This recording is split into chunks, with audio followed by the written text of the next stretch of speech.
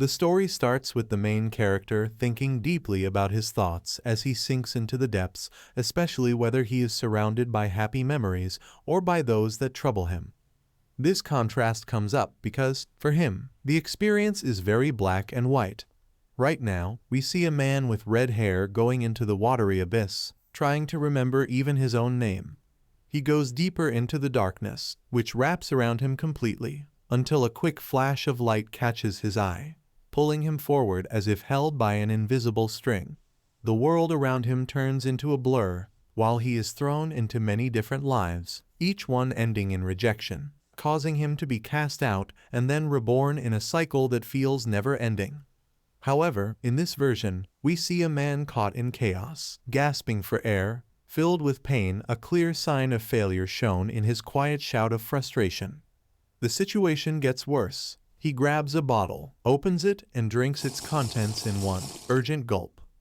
As the liquid flows through him, he falls down, feeling an upcoming exit of his soul from its physical body. He says he doesn't want to leave, his eyelids fluttering shut. However, in a surprising twist, he abruptly opens his eyes, announcing with shock that he has found a body that can hold his essence. He expresses his disbelief, shouting, "What the heck is going on?" He stops, thinking about the deep meanings of his new existence. As he finds himself alive, he lies back on the ground, giving in to laughter. He seems very relaxed. Cheryl watches him, saying that he is, really, alive in the body of a grown man. A deep sense of relief washes over him, as he thinks about Noah. This was his name. Bits of memory dart through his mind. Earl, stars, and a never-ending feeling of waiting for something that is just a confusing mess. It feels like he has been waiting for something for a long time. However, he can't figure out what that something is. He asks himself again, where is he and who is he? Holding a bottle, he thinks about the awful taste that stays in his mouth, wondering if that man had actually drunk poison. Opening a scroll, he mentions that at least he figures out whose body he occupies. This person's name was Vermil. The scroll has a note of thanks directed to Magus Vermil, with the writer showing hope that this healing potion will be helpful. He thinks about the nature of a healing potion. It seems to have caused more damage than good to him, Vermil. Whoever this guy was, it looks like he had gathered a lot of enemies. However, he would set aside such worries for now. Standing up, he looks around. Wounded or dead slashers are scattered everywhere. He notes that these creatures don't look like the slashers of Earth. At least, that's his impression, because they seem way too. The small Vero, having suffered a serious wound to his chest, holds onto the hope that this problem is finally fixed. As he begins to move, a strange feeling appears. A thick liquid drips onto his head. When he looks up, he sees the huge figure above him. The dripping comes from its saliva. He lets out a surprised shout, "What the hell?" This makes him think about how he came back to life. The slasher, a scary presence, starts its attack, forcing him to run away in a panic. Its loud roar echoes behind him, making him feel like a coward. Is he meant to run and die in a way that doesn't honor his second chance at life? However, he decides to fight back, insisting he will stand up to this enemy. As his back hits the tree, he realizes he is trapped. The slasher lunges, and in a moment of desperation, he raises his hand, creating a strange force that pushes the attacker away, causing it to fall to the ground. In that brief moment, he thinks he has used magic, something he believed he could do. Yet, the slasher quickly strikes back, its sharp appendages cut into his face, causing Vero to fall again to the ground. As his soul leaves his body, he looks down, muttering, "Gore, that was fast."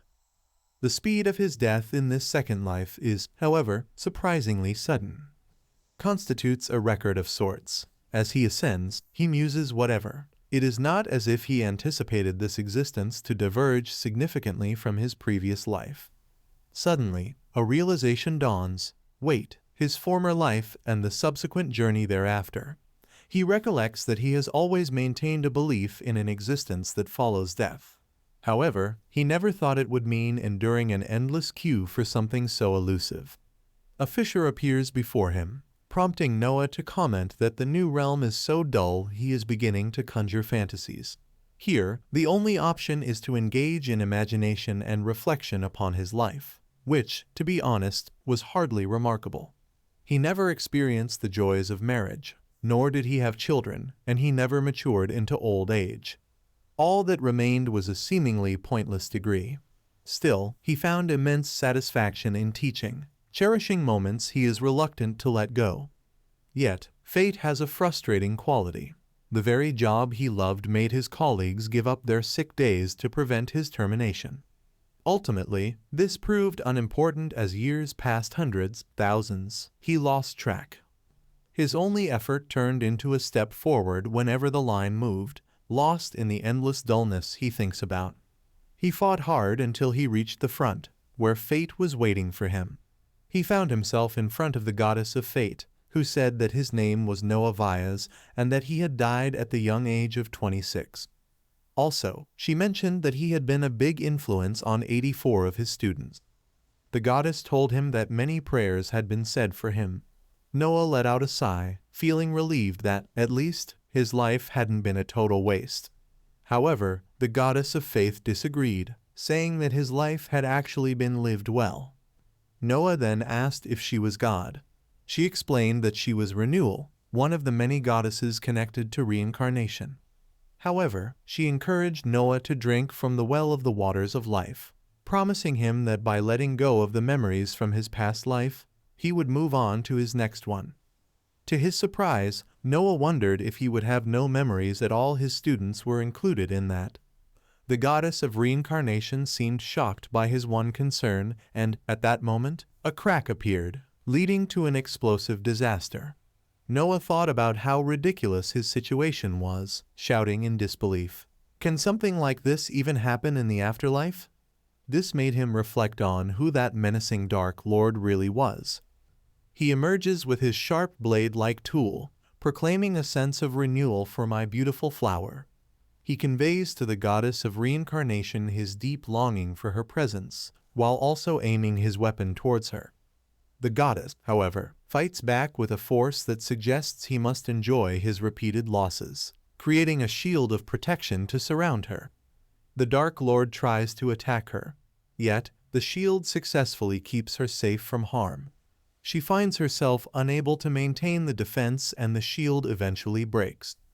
Noah grows more anxious about the situation, thinking about what might happen to him in the afterlife, because he doesn't want to discover such mysteries. As the world starts to fall apart around him, he takes off, looking for a way out of the chaos. The Dark Lord, in a moment of disbelief, asks whether this is all there is to renewal. The goddess of reincarnation, undeterred, responds with a challenge for him to try harder if he wants her to take him more seriously. She unleashes an attack aimed at him. However, he skillfully dodges it, claiming with some satisfaction that he will definitely join in. In the blink of an eye, he disappears, striking with incredible speed, but his limbs are brutally cut off by her counterattack, causing him to fall into the water. Noah thinks that the only way for his escape is to drink that water, because time is running out and he can't waste a moment worrying about losing his life. The memories he has are not enough to calm his restlessness. This means he can't just sit around. The Dark Lord, upset, gets angry as his hands go into the water. Noah, showing his frustration, says that he is completely tired from this endless waiting. Waiting for his life to start, waiting for things to get better, waiting in this cursed life. He has decided to stop waiting, especially since the goddess of reincarnation and the Dark Lord are facing each other, getting ready to launch a huge and powerful attack. In a moment of impulsiveness, Noah jumps into the water, going deeper and deeper. When he reaches a significant depth, he thinks about how pointless his situation is. Does he really have to go through that miserable line again? Is it, really, still there? Eternal death might be better than the idea of staying stuck forever. However, as he starts to swim up, a strange string catches his neck, pulling him down into the shape of a man. Waking up with a heavy breath, he finds himself without clothes, wondering what is happening to him. Is he really alive again? What, then, is going on? Noah remembers the never-ending cycle of his deaths, which happened not just dozens, but maybe even hundreds of times. All those experiences blended together into a blur. Each death looked a lot like the one before it. When he came back to life, he always found himself next to that gourd, feeling intense pain. However, he thinks that any fate is better than the boring routine of that awful wait. He recalls a time when he managed to get back his belongings, but his magical skills were still out of reach. The core of that magic stayed inside him, quietly showing itself in the corners of his confused mind. But with every death, he gained a bit more knowledge. He wonders why the attackers always used the same few moves. As he cracks his knuckles, ready to face one of these enemies, he decides to try something new. He tells himself that with each death, he learned a little more about their fighting styles, although the exact reason for their repetitive tactics remains a puzzle. Tensed before lunging, their eyes showed their movements, signaling the path of their claw swings while also avoiding a slasher's attack. He thinks about his own strength and speed. However, he won't waste these lives in that never-ending fight. Just then, in a moment of desperation, he strikes back at the slasher, having run out of patience. As the slasher pulls back, Noah expresses his confusion, saying that he can't understand what's happening. However, the slasher charges at him again, making Noah realize that they are not fighting the same battle. He skillfully dodges the slasher's attack once more, but the endless chase keeps going, yet he stays hard to catch. Suddenly, Noah declares that how often the slasher dies doesn't matter. He is ready to deliver a final blow. When he hits the slasher squarely in the face, he yells that he only needs to take him out once. This marks the start of a new scene. Two people are shown flying through the air on some kind of strange machine. At that moment, they hear a cry for help coming from the jungle below. One of them thinks about the oddness of the damned plane. However, Noah, who really needs help, shouts out for assistance as they come down to the ground, wondering if they are actually on something that goes against gravity. As the swords come closer to him, a person asks about his condition, making Noah trail off, caught up in thoughts that he can't express. He struggles with not being able to tell the truth. Actually, he is unsure about where Vermil is or who the person is. He tells the questioners that he is hurt, having taken a hit to the head from a slasher, which has caused a big mess of his memories. All he can say is that his name is Vermil. The two men look at each other with doubt. Noah asks them to stop, showing his name badge and wondering if it could help. The person looking at the badge questions whether he is a teacher at arbitrage. Noah thinks that might be true, repeating that his memories are all mixed up. The yellow-haired man suggests that the attacker must have been very strong, and then asks if the attacker was really the Hell Reaver. The other man, with red hair, disagrees, stating that the Hell Reaver is still alive and not burned at all. He suggests that the attacker was probably one of the checkers. The man with yellow hair remarks that it serves as a sign omen if these beings have gained enough strength to overpower teachers. He invites Noah to come with him, offering a spot on the back of his board, promising a ride to arbitration. He then introduces himself as a partner in this risky journey. However, it feels a bit uncertain.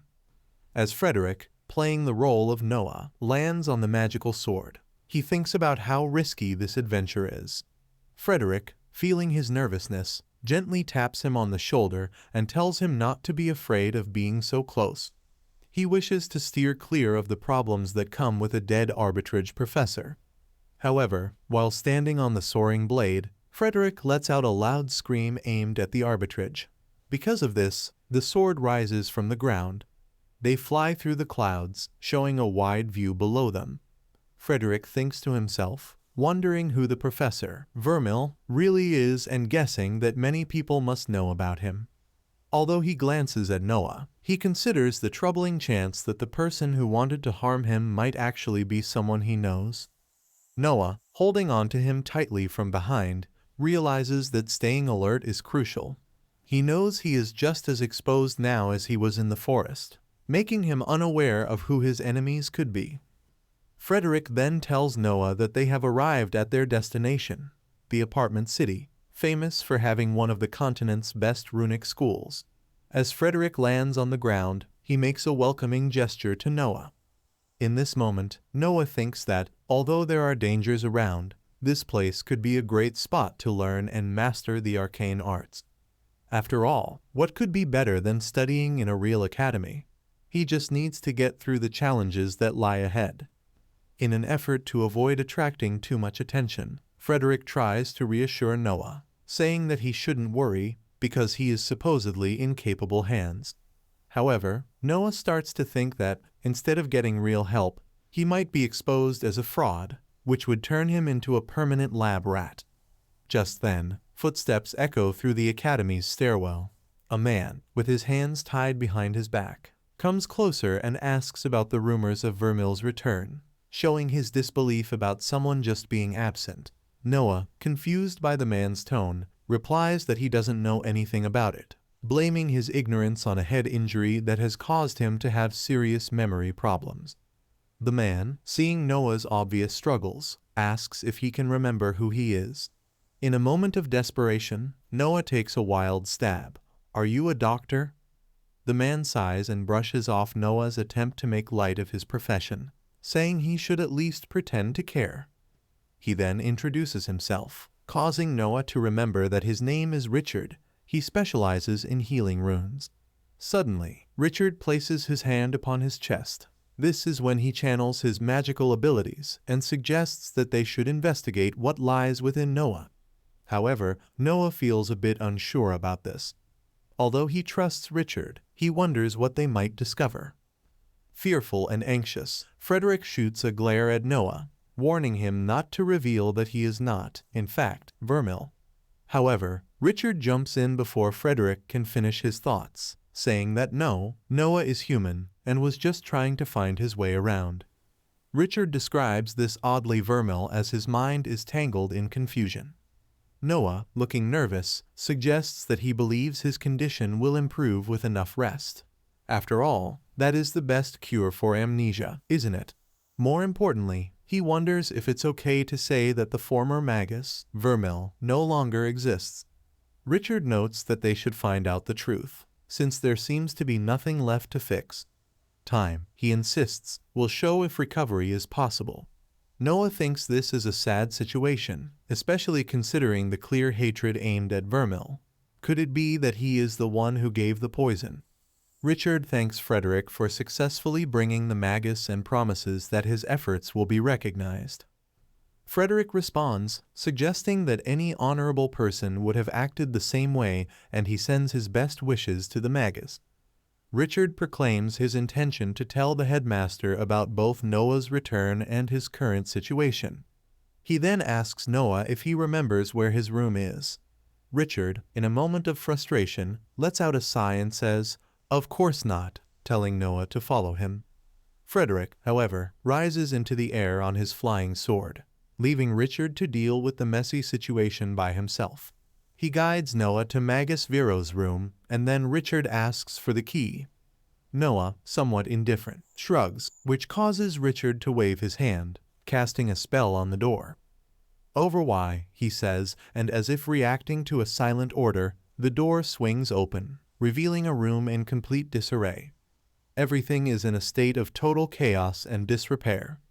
"Soon, I will send someone to check on him," Richard says, telling Noah to stay in the room until he hears more. Looking around, Noah thinks that Vero was not exactly what you would call a clean freak.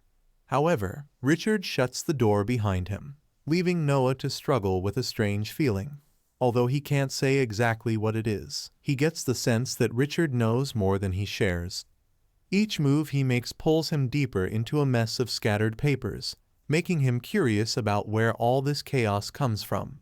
As he gets closer to the table, he sees a key sitting there, making him wonder why Vero left it behind. He sits down in the chair, talking to himself as he tries to make sense of the mess around him. Slowly, he sinks into the chair, finding a bit of relaxation despite the clutter.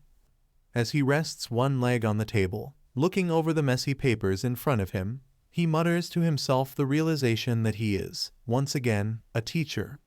This thought brings him some comfort. especially because he sees a note meant for a student. However, in a sudden surge of frustration, Noah slams his hand down on the table, shocked to remember that the last person who used this body was, indeed, a pretty unsavory character. No wonder, he thinks, someone would have turned to murder. He is, after all, a magic teacher. In his anger, Noah scatters the pages, struggling with the problem of how he is supposed to teach if he can't even manage it himself. His situation feels complicated, a real mess. Just then, his focus shifts to a knock at the door, followed by the entry of a man who says he is Braden. The latter mentions that he heard Noah was back and asks about why he returned. In a tone filled with apology, Noah explains that he took a big hit to the head, leading to major memory loss. Braden, calling him an idiot, which is kinda harsh, shows his concern, saying he can't pretend to be uninterested in Noah's health. He questions how bad the memory loss is and reminds Noah that the Linwick would definitely be angry if he got hurt without proper treatment. Noah thinks about this, realizing that at least the person we're talking about doesn't seem to hold any grudge against him.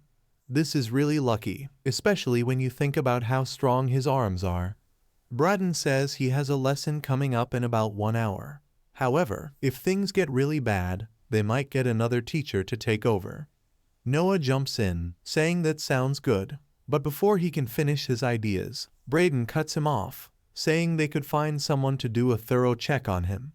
He has to come back late today, and will then be gone for several months, so he won't be able to help out. Noah thinks about it and decides that the last thing he wants is for someone else to dig through his thoughts. Therefore, he nervously says, "No, that's fine. There is no need for that. I can manage, just a bit of memory loss it is."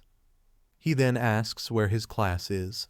As Braden leaves the room, he wonders, has it really been that long since I last taught? A majestic structure, designated as Apartment Building G, comes into view. The sound of rapid footsteps reverberates through the campus. Building Noah sprinted down the corridor, gripping his briefcase tightly, his face set with urgency. He thinks the campus is Oz. He wishes his students would not leave if he is not present within the first 15 minutes. Hurriedly, he enters a classroom and ponders whether that is indeed it. He mutters to himself that he did not observe a single student or teacher on his way over. He wonders if there is anything of utility within the classroom. However, he soon hears footsteps approaching. A young girl, possessing snow-white hair, approaches him effortlessly, seemingly floating, while holding a glowing magic ball in her hand. She inquires about his presence there. He nervously responds, asserting that he believes he is there to teach classes. An orange-headed individual emerges from the other side. The side figure interrupts the ongoing dialogue, directing inquiries towards Isabel regarding the identity of her interlocutor. As he approaches, he observes Noah standing in the vicinity. His demeanor abruptly shifts, eyes widening in astonishment. He articulates that he has never witnessed Noah's presence in the classroom before. In response, Noah becomes momentarily unsettled, his cognitive processes racing with the implications of whether these individuals are indeed his students. He had anticipated encountering children, yet here they are, practicing at an age closer to his own. The inquirer probes Isabel, questioning whether she believes Noah is aware that class commenced 40 minutes prior. Isabel speculates that he likely presumed he would have the space to himself.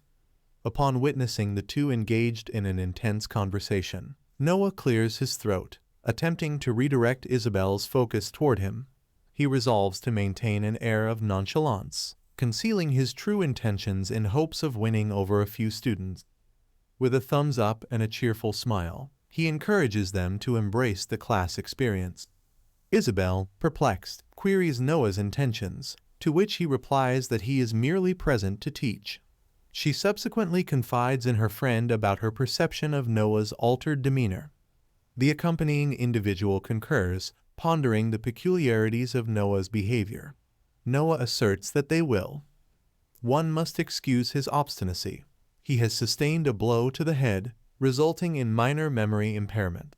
He instructs them to take a seat and elucidates that it does not appear the remainder of the class will arrive. However, he feels compelled to teach, as his inner self believes they are poised to respond to all of his inquiries.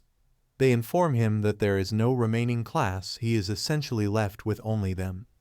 Isabel conveys that Todd and she are the sole individuals who are burdened with his instruction. No one mentions that two is better than none. Thus, he commands them to sit down. Todd asserts that he cannot be serious and questions whether he genuinely intends to teach them, considering they are of equal rank and he has secured his position solely due to his connection with the Linwick family. Isabel proposes that they might as well allow them a free pass on the exam, promising to keep out of his way. Todd queries whether they cannot simply leave things as they were. Noah firmly states that he fears not, and as untalented as he may be, he wonders if either of them has ever. Isabel, muttering under her breath, contemplates that Noah might possess some experience that they do not. However, Noah, feeling a surge of nervousness, asserts that he has their time for the remainder of the class. Thus, irrespective of their preferences, he is resolutely teaching them. Todd, breaking into a teasing grin, provocatively questions what Noah intends to teach them regarding that particular time he seduced a student. Isabel interjects, stating that she was indeed one of his students, incredulous that the school permitted such behavior. Noah, incensed, erupts with anger, admonishing them to maintain silence. He reminds them that he serves as their teacher. They need not harbor affection for him, but they must accord him respect. Nevertheless, an inner acknowledgement surfaces within him, recognizing the validity of their disdain. After all, Vermil displayed distinctly inappropriate tendencies. Noah gestures toward the blackboard, declaring their focus will be on runes. However, as he reaches for the chalk, it inexplicably falls to the ground, evoking a sense of awkwardness. Undeterred, he continues to probe into the nature of runes, inquiring, "What are they?" Isabel, unimpressed, asserts that he cannot be serious. Todd, exuding confidence, protests that they are not children, and he elaborates that Al possesses energy, enabling them to cast magic, a fact universally acknowledged among them. Contemplating the current situation, Noah perceives that others share his sentiment. They suspect he has lost his sanity. Noah unequivocally asserts that neither of them possesses any substantial comprehension of the topic at hand. Indeed, they have merely provided him with the most vacuous definition conceivable. He did not solicit their opinions regarding the functionality of a rune.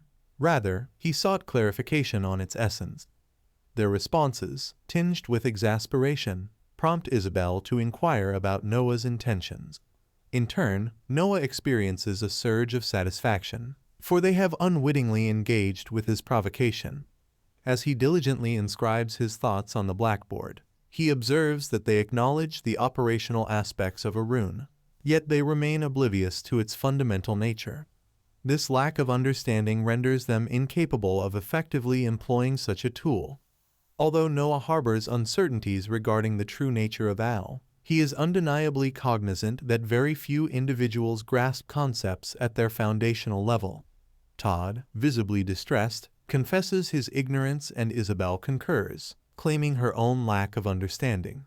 However, Noah counters Isabel's assertion, deeming it a compelling inquiry.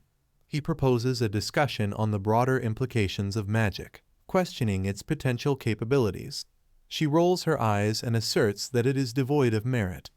Noah, undeterred, challenges her stance, positing that there exists no definitive limitation to the capabilities of runes.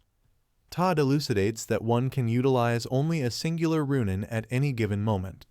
Isabel interjects, asserting that it cannot facilitate the resurrection of individuals. Noah posits that the inception of comprehension arises from an awareness of the most fundamental building blocks. He is convinced that it can indeed resurrect the deceased. However, he acknowledges Todd's insistence that the true nature of these phenomena remains elusive. He inquires, does Todd maintain this perspective? Noah believes it is advantageous to recognize that runes continue to be subjects of scholarly inquiry. he references a text which articulates that anyone who claims to possess absolute knowledge of a particular mechanism is likely either disingenuous or suffering from delusions. While inscribing on the board, he remarks that there is perpetually more to discover.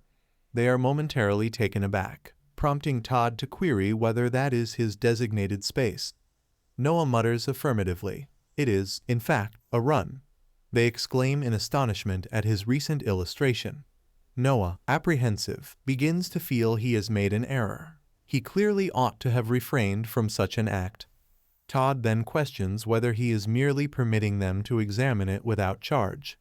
Isabel, exhaling with exasperation, remarks that he indeed must have sustained an injury to his cranium. Noah attempts to mitigate the situation by asserting that the role of an educator is to enlighten his pupils, is it not?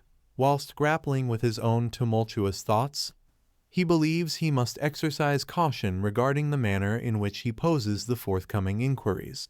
Tapping chalk upon the board, he queries the students about their understanding of the concept, specifically asking, "What is it that you can divulge to me regarding a rank 1 lesser fire rune?"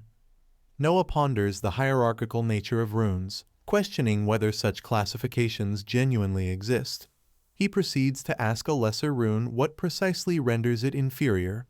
Todd interjects, proclaiming that the defining characteristic is, in fact, the inherent limitations of lesser runes. He asserts that these runes cannot accommodate as much magical energy and exhibit inferior control compared to their greater counterparts. Greater runes, while undeniably more potent, do not imply that lesser runes are devoid of merit. However, Todd motivates Noah to explore the full potential of fire magic. Directing his magical energy toward the ceiling, Todd unleashes a torrent of flames that results in the roof's destruction. Noah, observing this display, nervously comments on its impressive nature, noting that their understanding of runes appears to have broadened marginally. He inquires whether anyone can elucidate the concept of a rune, yet their silence is palpable. He articulates that recognizing their lack of knowledge constitutes a valuable first step. However, this realization should not deter them from the pursuit of answers. He suggests that if they lack concrete ideas, they might as well articulate whatever comes to mind. After all, what else is one to do in such a situation? What is the purpose of inquiry if not to explore the unknown? Todd responds with a profoundly contemplative tone, suggesting that he is capable of combining them and imbuing items with their essence. However, Noah remarks that Todd does not seem particularly certain. Todd insists he did not come prepared for an interview, yet Noah reassures him that he will acclimate to it. As Noah places the chalk upon the table, he instructs them to contemplate what constitutes a run and to bring him their answer in the next class. Until then, they ought to progress. Noah now intends to pose the most crucial question, directing his attention to Isabel, noting that it has been some time since her last response. He inquires how she accesses her runes. She articulates that she envisions herself sinking deep within her soul, but she then questions whether there is more to it. Noah settles himself onto the S and proposes that they ascertain whether she is truly confident in her answer. If not, can she genuinely assert knowledge of the subject? He encourages her to delve deeper, to re-examine her rune and articulate what occurs upon completion. Meanwhile, he prepares to do the same. As they begin to engage with a rune, Noah closes his eyes, endeavoring to attune himself to the magical essence. He ponders where these sensations might reside, reminding himself that within his soul, he believes he possesses a vast expanse. A considerable amount of experience exists in the realm of the soul. Thus, this endeavor should not prove excessively challenging. He has previously employed magic, which bears a resemblance to meditation, although he has never engaged in the practice of meditative reflection. Suddenly, he perceives a shimmer and contemplates its nature. He surmises that he recognizes these elements from a text he has encountered. It appears that he possesses 5 wind runes and 2 ash runes. He wonders, when Todd alluded to the amalgamation of runes, whether this bears any similarity to the synthesis of musical notes to form a chord. There exists an abundance of knowledge he has yet to acquire, and as he becomes ensnared in contemplation, a cacophonous interruption disrupts his musings. Clutching his head in agony, he bows down, allowing his curiosity to seize control. Is this, he ponders, the 8th room? It evokes a sense of familiarity. A few hours after class, in the room of Magus Vermil, Noah is trying to focus by visualizing the rune of magic. At that moment, he conjures a glowing orb with his hand. When he opens his eyes believing he has succeeded, he gazes at the magic he has created, thrilled that his runes are working again. However, suddenly, he starts to wobble and collapses to the ground, weakened. As he kneels, he realizes that all forms of energy, even magic, have their limits. There remains so much to learn. This is a new scene where no one seems to navigate through the alley. It does not seem that he can go anywhere without someone glaring or whispering behind his back. If he looks like he is in a hurry, hopefully, no one will try to stop him for a conversation. Although, based on the looks he is getting, he should be less worried about someone talking to him and more concerned about the chance of someone punching him in the face or finishing the job on Vermil. Lost in these thoughts, Noah enters the library. He pushes open the creaky door and is stunned by what he sees. Noah thinks, that place is way more interesting than his classroom what gives. He notices the professor's special section and thinks, that looks like exactly what I'm looking for. He wonders if they provide free coffee too. He greets an old man sitting at the front desk and says that he is searching for some books. The old man replies that he is glad to help. What kind does he want? He asks. Noah tries to quietly ask for a book on runes, something simple and beginner-friendly. Just then, a girl with red hair shoots him a glare from behind.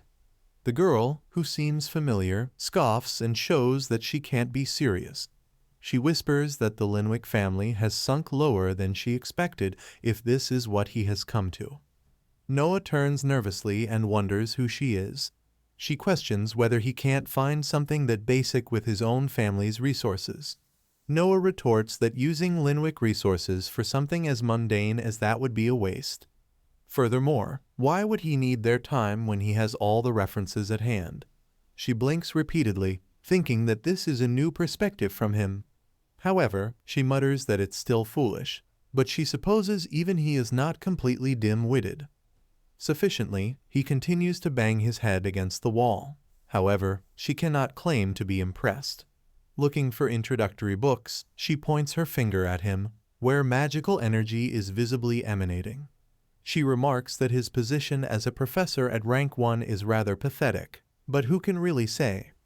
No sooner had she completed her sentence than she directed the magic at his chest, sneering that perhaps he would discover a new way to lift girls' skirts. Just then, the elderly man at the reception desk cried out in alarm, urging Moxie to stop. She need not resort to such actions. As Noah falls back from the girl's magic, he reflects on Vermil. It is no wonder everyone despises him. What is he even meant to say in response? Noah mutters that an old hobby is in poor taste and that he seeks better pastimes. She scoffs, asserting that no one is naive enough to believe that, calling him Baby Linwick. She would contend that he is a disgrace to his family, but in truth, he probably fits right in. Noah gets that she feels a lot of disdain for him. This is clear while he glances at the drool-covered book she is holding. He thinks that she must be interested in those face stealers. However, Noah remembers her name and he thinks about her character, considering that she might be a jerk. However, based on what he knows about Vermil, he believes she deserves it. Perhaps she's the one who tried to take his life. Nevertheless, he snaps out of his daydream and asks the receptionist about the books in his room. While sitting at his desk, absorbed in a book, he mutters that he must deepen his understanding of how his runes work. Something about this situation bothers him, suggesting that a huge rune is definitely unusual. But bringing attention to it would be unwise. He thinks about why Vermil has so many lesser wind runes. Was he not from a semi-powerful family? This makes him wonder if he should have had access to stronger runes, or was it just to impress girls? He plans to reevaluate his magical skills, thinking about the big problem hanging over him. He has 5 wind runes and 2 ash runes. Even though both are classified as wind runes, they have different traits. One feels a lot emptier, almost like each rune works as its own power source or a bucket. He thinks that the more energy they hold one, the more powerful they get. Defeating monsters helps to make the bucket bigger. As he adds water to it, he realizes that this must have been the feeling he experienced back in the forest when he finally took down one of them. He reflects that, although the ash energy levels are almost gone, this still has more strength than the nearly full wind runes. So, lesser runes are kind of like having smaller buckets forever. He concludes that if he wants to become stronger, he needs to swap out his lesser runes, then fill his runes with energy and figure out how to mix them together. However, this will not be easy, but he is determined to try. He thinks it's nice to have a goal, rather than just trying to avoid death. No one would say such things out loud. He feels that the wind has picked up again. He plans to try something new, directing his wind energy towards the pile of papers. To his surprise, he sees he has cut them. He thinks about wind magic and realizes that maybe he could even fly once he gets the hang of it. However, he can't feel the ash rune when he tries to use it. Looking at his empty hands, he believes it just doesn't respond. But whatever. For now, he will focus on what works. Then an idea hits him. Maybe he can tidy up the mess with wind magic. He thinks that arranging things like that should be easy. He uses his magic on the papers, which flutter and gather on one side. He thinks that's good enough. Now that he knows what to feel for, he can sense one of his wind runes draining as he uses it. He thinks, however, that it's time for the next part of his master plan. Then, he yawns and says, "Sleep." In the next scene, he finds himself in a bathtub feeling pretty good and thinks that nothing is better than a warm, relaxing bath before bed. Then, he mutters to himself, "Let's check out what's in his closet." When he looks, he sees that every single item in his closet is exactly the same. He comments out loud that, at least, he was consistent. After brushing his teeth in his big bathroom, he suddenly hears someone banging on the door. He thinks that maybe, if he stays quiet, they will think he is asleep. However, the knocking keeps going and a feeling of fear creeps in. What if it is the person who killed Vermil, back to finish the job? The banging goes on, and then he remembers, did he lock the door?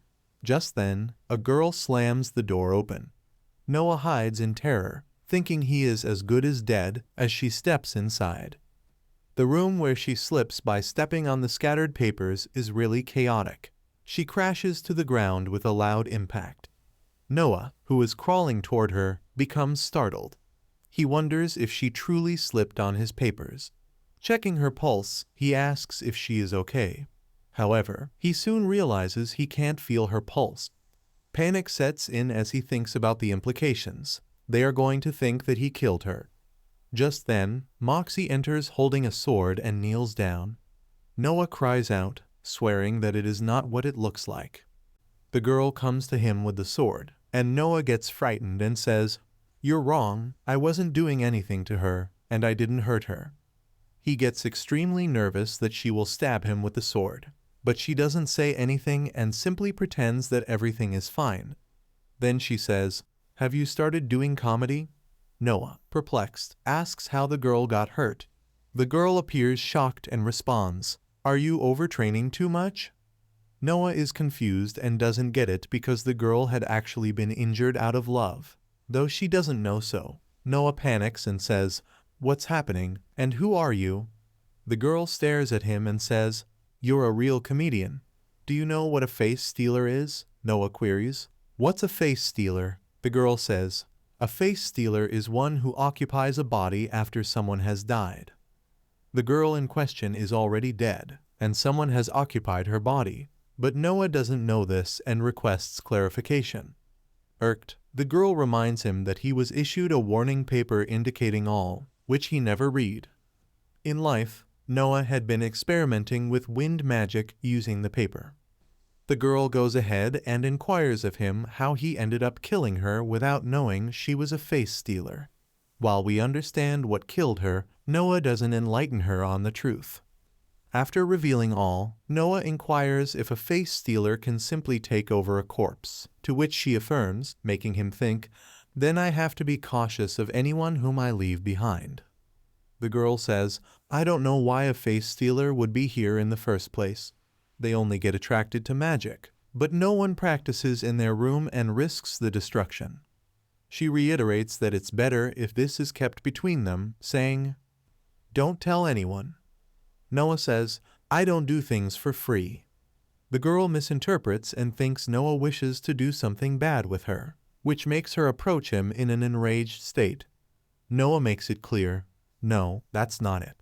I just wanted to ask you some questions that have always been on my mind." The girl then gives Noah 10 minutes to fire whatever questions he likes. Noah questions the girl, "How do monsters get into the school, and is it safe?" She informs him that the school itself is safe, but the face stealer is a new concern. Monsters want to borrow human runes, just like humans want the strength of monsters. Noah is bewildered and asks, "Are you telling me that when a person gets killed, the energy extracted from their body is the strength in the runes?" Appalled, Noah realizes that it now appears as though humans snatch runes from monsters by killing them. This implies that runes don't get power from eating food or human power. Rather, the energy that is released when a monster is slain is what possesses the power of the runes. Speaking, the girl sprinkles some seeds on the face stealer, and magically growing plants emerge from the dead girl's body. The girl vanishes, leaving Noah astonished as he looks at her, wondering how she performs such magic.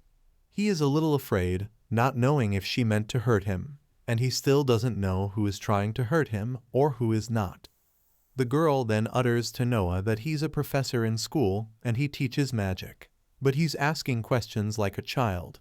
She glances at him and teases him, saying that he's a face stealer too, but a weaker one, mocking him. The girl laughs that all things are recorded in his book of magic. This makes Noah realize that he has a grimoire of magic. After doing trade agreements with Noah, the girl departs, and the scene is shifted. Noah is in a line where magic takes people to places quickly, but Noah is climbing a very long staircase and becomes very tired. In the end, he looks at a very old man who asks him where he'd like to go. The old man addresses Noah with affection, as if he knew him before. Noah tells him that he'd like to go to Scorched Acres. The old man jokes with him, saying, "Are you going there to educate someone?" and with a smile says that he has little time.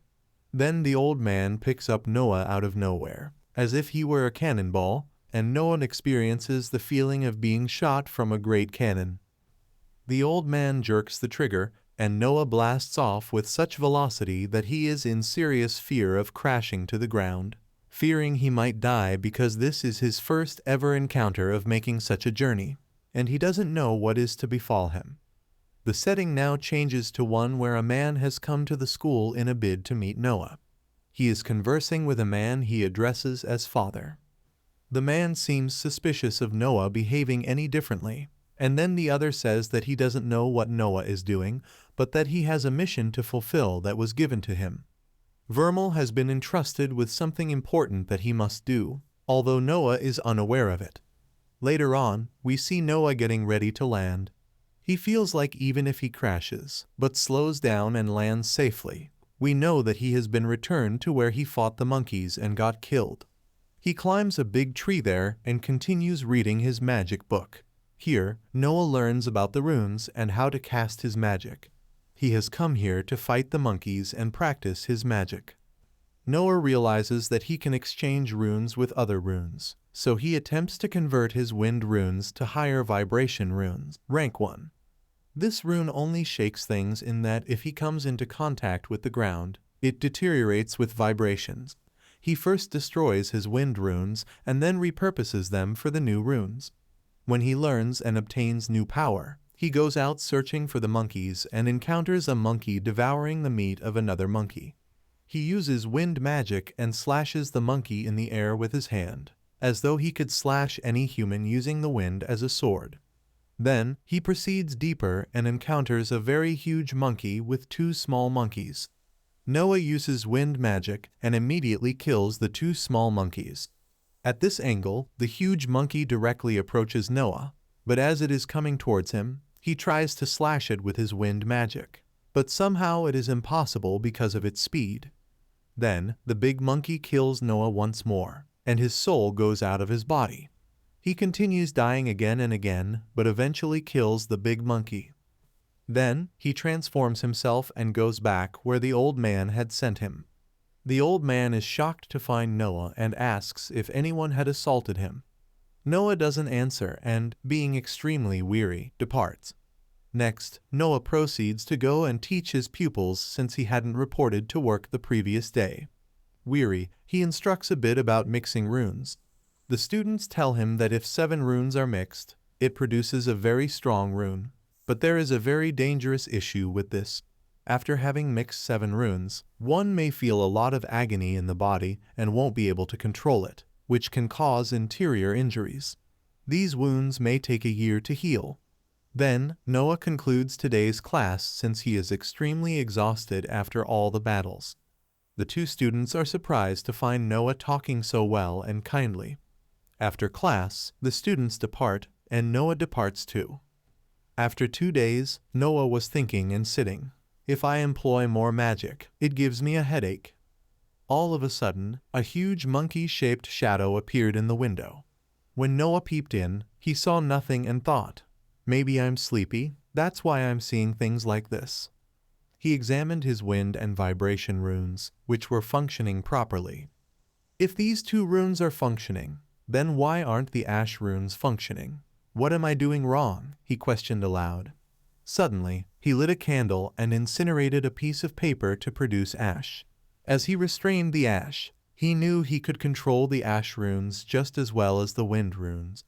Now, he began thinking about the large rune he was going to utilize, which was a light pink in color. He strained hard in fear of touching it because he feared finding out its power, but gazing at it, Noah became even more frightened still. When he extended his hand, a vision materialized in front of him. It resembled a man who had battled on the side of God in the original heaven, slaying a monster, and then, from the corpse of the slain monster, a rune power manifested that which the man shattered and separated into parts. The runes were quite different in what they could do, and with that, he only did the ability he wanted. Noah believed this guy did it by shattering the runes and separating them into parts. He does as he wants, like opening an egg and pulling out the protein inside, Noah thought. Then, Noah realizes that he can separate and integrate runes easily. Now, he knows something new that will serve him a lot. Suddenly, Noah finds himself in a rush to get to class and hurries away. When he gets there, his students inform him that he is behind. 2 of them ask what they are doing today. Noah brings them to the practice field where they normally spar and train. Today, he intends to have them fight so that they know who is more powerful. He then awards the students shield badges that give a barrier which shields the wearer from a certain amount of magical damage. When their battle begins, they both fight exceptionally well. The girl pulls a sword out from within her body, leaving Noah amazed. As they keep fighting, the girl taunts the boy that his firepower would be an excellent kitchen utensil. They have an interesting struggle, and when the girl attempts to overcome the boy, the shield badge seems to be guarding him. However, soon enough, the boy loses to the girl. After they fight, they begin to talk and joke. Noah compliments them, stating, "It was a very good fight." Then, the girl asks about the exam. "Are you really going to give us our exam?" Noah states, "Yes, I will take one of your exams." The girl responds in anger, "You've only taught us for a week, and now you're going to give us an exam. You know that if we fail, we will be killed by the slasher." The large monkey, whom individuals in this world refer to as the slasher, shocks Noah to hear that they are murdered when they don't pass. He reminisces about his students while educating them, reflecting, "I will never cause my students to die, and I will not deceive them. I will educate them genuine magic." since the two students are departing. Noah says, "I have murdered numerous slashers," and he vows to train both of them from that time forward. He continues to state that if they lack the courage to pass the test, they can cheat. The two students agree willingly. Then, the scene changes to the time when Noah killed the large monkey and was heading home when a new appearance monkey suddenly appears and strikes Noah with a stone, and he dies immediately. After the death of Noah, his soul departs his body, and the monkey licks Noah's hand. While the monkey is licking him, Noah's soul hurts even though he is already outside his body because he doesn't know why he is hurting. He doesn't know that he is hurting due to the licking by the monkey, and he doesn't know how his soul can hurt. The scene changes to the next day, where Noah is brushing his teeth, thinking about taking his students for training. While brushing, he sees the monkey he killed and gets scared. But then he realizes there's nothing there. Noah thinks that something must have happened to his body. After brushing, Noah looks inward and sees his runes, noticing that some are broken and cracked. He feels that many things are wrong within him. Then, he sees that they are healing automatically, but it seems like it will take a week to fully recover. Noah thinks about his student Isabel, who is a girl and had said that there is a connection between the soul and this place. That's why every time he dies and his soul leaves his body, it damages his soul. Noah doesn't know that someone's eyes are visible from inside the crack and that he is watching him, but Noah remains unaware of it. He then reflects on the map of the area. The small monkey is located closer to the entrance, while the big monkeys are a little deeper inside. The monkey that hit Noah with the stone is situated very deep within. Then, the scene changes, and Noah takes his students to a place where they can go anywhere. He leads them to a location where he has been training by fighting with a monkey. Noah shows his students a small monkey sleeping in a tree and tells the girl to kill it as part of her training. The girl says it's easy to kill, but when she uses her magic sword to attack, the monkey suddenly wakes up and almost kills her. However, Noah uses wind magic to kill the monkey. His students start asking why he brought them to such a dangerous place, and the girl comments that maybe he isn't afraid because he is wearing a shield badge. Noah then removes his clothes to show that he isn't wearing a shield badge. The girl jokingly suggests that maybe he has hidden it in his pants and that there's no need to take them off. While they are talking, a large monkey, which they call the slasher, screams and approaches them, causing the two students to become very scared. Then, Noah says, "Look carefully at how I kill him," and with his wind magic, he kills the big monkey in one shot, shocking the two students. They become a little more confident, thinking that nothing will happen to them with their professor around. Encouraged, they both decide to kill the smaller monkeys, successfully taking down 2 of them. While training, Noah is having a great conversation with his students, and as they start to like him more, suddenly, a monkey throws a stone at Noah. He is so startled and wonders how this monkey appeared when they are not in the deep forest. He quickly tells his students, "Run away, and no matter what happens, if you hear anything, don't turn back." As they are both running away, the monkey throws a stone at them. Noah runs in front of the stone to protect them, and it hits him very hard. It seems like Noah might die. Glancing at Noah in this state, his student flees. Another student, the boy, commands her, "Stop, don't go." At that point, Noah stands up and furiously commands his student Isabel, "I told you to flee." His face indicates deep anger at these words. His friend grabs him by the hand and hastily drags him away. Meanwhile, Noah mutters to himself, considering the fact that in his past battles, he didn't know much about the opponent. But today, because it's his student, he will do anything it takes to kill them. He puts his bottle aside and, with anger full in his voice, shouts, "I will kill you, no matter how many times I have to do it, even if I have to be killed." The fight starts. The monkey hurls a rock, but Noah employs magic of wind to shatter the rock into 2. His eyes are filled with anger as he shouts, "I have more than one life. I will not be killed so easily, but you, monkey, will be killed with 1 punch. This I am certain of." Noah clutches his chest and shouts, How can I fight this monkey when I am in this state? He couldn't approach the monkey because it was always hurling rocks, and there were numerous stones scattered haphazardly here and there.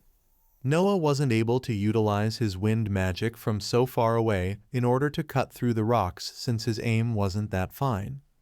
In the meantime, the monkey was hurling rocks with excellent accuracy, not missing a single point. The monkey was about to throw another rock, and Noah bent down, appearing to shield himself, but he had a strategy. Noah placed his hand on the ground and utilized his magic, making the earth crack and shake wildly. The tremor was so violent that everyone nearby shrieked in horror as the ground dissolved away, unleashing a ruinous earthquake. His students, running for safety, gazed about, asking, "What happened?" they cried. "How is it possible to have an earthquake here?" While running for it, they begged, "You should not die on our behalf, teacher. No matter what, stay alive." Simultaneously, Noah translates, "I don't need to look at you in order to combat you." The earthquake made the ground start generating dust here and there, everywhere, such that visibility was poor in the environment because of the darkness and chaos. Noah continues, "I know all your deeds. I have witnessed the way you conduct yourself." He did so in order to mislead the monkey and keep it from targeting him with the rocks. Noah had already mapped out how he was going to fight this monkey. Noah employs wind magic on the monkey, injuring its hands and legs. While performing the magic, he speaks, saying that he knows someone sent this monkey and is commanding it. He's sure because every time he is going to this place, the monkey somehow always finds him. Noah thinks that someone sent this monkey and is commanding it. The monkey, in anger, pounds the ground using both of its hands. Noah declares, "It's over now," and puts another spell on the monkey's head to kill it. But something unusual occurs. The color of the monkey's eyes changes. Otherwise, the monkey glares at Noah, and the stone in its hand breaks into pieces with rage. The monkey repels Noah's wind magic and, with fragments of the broken stone, attacks Noah. The pieces strike Noah's body, and he gets hurt in his arms and legs, and he falls, gasping for breath. He wails, "How am I going to survive?" But still injured, Noah tries to put another spell to kill the monkey. But the monkey holds him around the neck so that he is unable to cast the spell. When he is remembering his students and saying, "I may have given you sufficient time to escape from here," suddenly, he hears a voice which sounds like the monkey's, and it says, "I may kill you now." Noah is hearing the same and saying, "Whose voice is this?" He is looking into the eyes of the monkey and saying, "Its eyes have changed. Not only its eyes, I feel that the whole monkey has changed." He is sure that the monkey is under someone's control. The monkey says, "This time, you cannot escape." Noah responds, "I've got my single move remaining, and I'll use it." In the background, you can see the woods are set on fire, with ash all over the location. Utilizing the ash, Noah builds together with ash a spiky appearing weapon in the air and inflicts a blow upon the monkey, which immediately kills it. Finally, but in the process, it injures Noah severely, causing him to bleed copiously. He utters the same voice which was Hell Reaver's voice. His other body emerges naked from the darkness, clutching his head. "I must find my students," he mutters, drenched in sweat. After retrieving hidden clothes from his training days, he staggers forward, relieved his students fled safely, and didn't witness his death and resurrection. Exhausted, he leans against a tree to rest. Scene shift. Noah returns to the city. The old man gasps, "Professor, you're alive!" His students, Isabel and the boy, stare in shock. "A monkey struck your chest with a rock. How are you unharmed?" Isabel asks. The boy adds, "Are you a monster?" Noah claims healing potions saved him, but they eye his bloodless clothes skeptically. His head throbs. He cuts off questions. Class is over. Train daily, next lesson in 2 days. As the students whisper concerns, Noah battles hallucinations, shadows of slain monkeys haunting him. Startled by a sudden movement, he lashes out with magic, sending a shielded student flying. The crowd gasps. "Professor, why attack him?" Noah panics. I mistook him for a monkey, the student, shield shattered, yells, "You nearly killed me." A new professor intervenes, eyeing Noah. Soldiers kill first, think never. I'm a professor, not a soldier, Noah insists. The professor forces his student to apologize. Noah, guilt-ridden, flees home. Inside his mind, he finds self-healing wounds and a monstrous monkey's gaze. These eyes, the same as the one I fought. A knock interrupts Richard. Noah fakes composure as Richard enters. Professor Silvertide said you seemed unwell. A misunderstanding, Noah lies. Richard smirks. Your father's obsession with you is tiresome. He tosses Noah's overdue wages. Tell your crazy father I'm no fool, I know nothing. He leaves Noah baffled. Cut to class, Isabel bites her nails. Will the professor come? He's still injured. Noah crashes onto the rooftop via flying sword. Move, I'm landing, the students gape as he tumbles down. They gift him a flower and card. Thank you for saving us. Not all Linwicks are bad. Noah tears up, reminded of past students. In return, he gifts them a Linwick rune grimoire, a forbidden treasure. Your family will kill you for this, Isabel warns. They won't, Noah dismisses, though he's clueless about his family's power. He flies off, sword sputtering. Next scene, a plant girl teacher scowls as Noah barges in. Here to learn? To teach my students better, he says. She accuses, you're hiding something. Student Emily interrupts, mocking rune studies. The teacher rants, don't end up like those Linwick scum. Noah fumes silently. Why this hatred? My student Isabel is nobler than these nobles. After class, the teacher softens. You're polite for a Linwick. On his way out, Noah bumps into two men. Their hostility vanishes when they recognize his face. Uneasy, he thinks, I need to learn about Verl's family. I can't waste time, Noah thinks, urgency gnawing at him. If I don't learn about Verl's family, I could die without even knowing why. Days later, Isabel and Todd train against monkeys, their skills sharpening under Noah's watchful gaze from his flying sword. A few more days, and you won't need my help, he praises. Todd boasts. Did you see that shot? The fire rune's incredible. But Isabel sulks, frustrated by her weak magic. Noah nudges them forward. More monkeys await. Back in the city, the old man cheers. Welcome back. Who's the boss now? Todd grins, but Isabel stays quiet. Noah rests a hand on her shoulder. She needs confidence. The old man asks, who'll hold the master rune? Todd volunteers eagerly. Noah's mind races. Could a monkey control the others? If so, I'll need to get stronger. Later, in the library, Isabel sobs over a book. I never thought I'd be this strong, thanks to the professor. Nearby, Noah searches fruitlessly for Hell Reaver lore. How do I learn about my family? A commotion erupts. A noble boy shoves Isabel, sneering. How dare you read this? Noah's blood boils. He strikes, shattering the boy's shield with a single punch. The noble spits blood, terrified. Do you know who I am? I don't care, Noah growls. Tell anyone, and I'll take your life. As the boy flees, Isabel gasps. Professor, you just hit a Linwick, your own family. Noah freezes. What? Isabel confronts Noah, aghast. How are you calm? Linwicks don't forgive. Noah shrugs. He asked for a lesson. She scoffs. That excuse won't save you. Changing tactics, Noah asks why she researches his family. Isabel deflects. Nobles take exams. I wanted to spot Linwicks. But her eyes betray deeper motives. They flee the library. Outside, nobles swarm, vying for retainers' positions. Why aren't you among them? Noah asks. My family's blacklisted, she mutters. A crowd gathers. Noah spots Linwicks. Lay low, he tells Isabel. You're the one who needs to hide, she snaps. At Moxie's room, Noah admits, I punched a Linwick brat. Moxie gapes. Edward? Main branch Edward? How'd you break his rank 2 shield? With a punch. He demonstrates. Moxie barely dodges.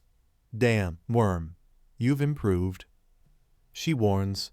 His teacher will challenge you. Noah smirks. I can handle it. Meanwhile, Magus Allen corners Tim at the transport cannon. Tell me when Vermil leaves. We'll prepare a welcome party. Tim's hands shake as Noah arrives. You're too predictable, he hints, eyes darting. Noah catches the warning but plays along. See you in 24 hours. At Scorched Acres, Todd detects monkeys with his heat rune. See? Told you. Isabel worries, but Noah lets him train solo. Stay close. Call if needed. Alone with Isabel, Noah notes her tension. You'll need to fight while worrying about others. We're just classmates, she insists. Noah rolls his eyes. Sure, lifelong classmates. A rustle interrupts them. Noah fires, a chucker collapses, already dead. What kills for sport? Noah pales. We're leaving. Now. They sprint to find Todd alive, boasting over monkey corpses. Then Isabel points, voice trembling. Professor, why are there 2 of you? A mirror image. Noah stares back, equally stunned. Noah stared in disbelief at the figure before him, another version of himself. His mind raced through possibilities, wondering how such a thing could exist. If this happened every time he died, it didn't add up, as he had seen his own corpses before. Then the realization hit him like a thunderbolt. It wasn't him at all, it was a face dealer. Memories of the newspaper headline face dealers flashed in his mind. What the hell is going on, teacher man? Todd asked, confused by the situation. Isabel, sensing danger, activated her rune and prepared for a fight. Noah knew he couldn't reveal the truth without exposing his secret about how the face dealer had taken his body. That left him with only one option. Clearing his throat, Noah awkwardly claimed it was all part of a special project. He'd been working on a unique rune combination that had allowed him to create a clone of himself. The face dealer, nervous but quick on its feet, gave a thumbs up to back up Noah's claim. Isabel, skeptical, questioned if cloning was even possible. Todd, on the other hand, was thrilled and asked if Noah could teach him how to do it. Noah deflected, insisting it was a secret. Whispering to the face dealer, Noah threatened it, warning that he'd vibrate its brain into pudding if it made any wrong move. When Isabel asked which of them was the real Vermil, both Noah and the face dealer answered simultaneously, me. Noah intensified his threat, and the face dealer pointed to him, confirming he was the original. Noah shrugged it off, blaming his clone's poor sense of humor. Isabel reluctantly accepted the explanation, though she admitted it was terrifying. Both students promised to keep the secret, and Noah excused himself, dragging the face dealer away for a private chat. Once alone, Noah turned on the face dealer, demanding to know why it was in his body. The face dealer was equally bewildered, claiming it was impossible for Noah to be alive when it had his body.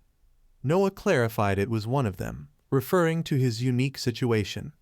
The face dealer, sensing danger, tried bargaining for its life, arguing that if Noah killed it, his students would grow suspicious. Noah dismissed the excuse, but the face dealer pointed out that maintaining secrecy about his abilities meant he couldn't afford to kill it. Noah still refused to let the creature roam free, fearing it would tarnish his reputation even further. In an unexpected twist, the face dealer revealed it didn't need to eat humans. Noah paused for a moment, his expression caught between confusion and disbelief. The face dealer declared that it didn't need to eat humans instead. It could survive on other types of meat. This revelation only deepened Noah's suspicions. He questioned why the face dealer still chose to hunt humans if it wasn't a necessity. Wouldn't steak or chicken be more convenient? The face dealer's response was unsettlingly simple. Humans tasted better. Noah's frustration bubbled to the surface. The notion of killing people purely for taste enraged him. The face dealer, undeterred, argued that human flesh was far superior to anything else, claiming Noah wouldn't understand unless he tried it himself. Noah shut down the argument with a sharp retort, making it clear that he intended to kill the creature regardless of its reasoning. Sensing its life was at stake, the face dealer attempted to bargain.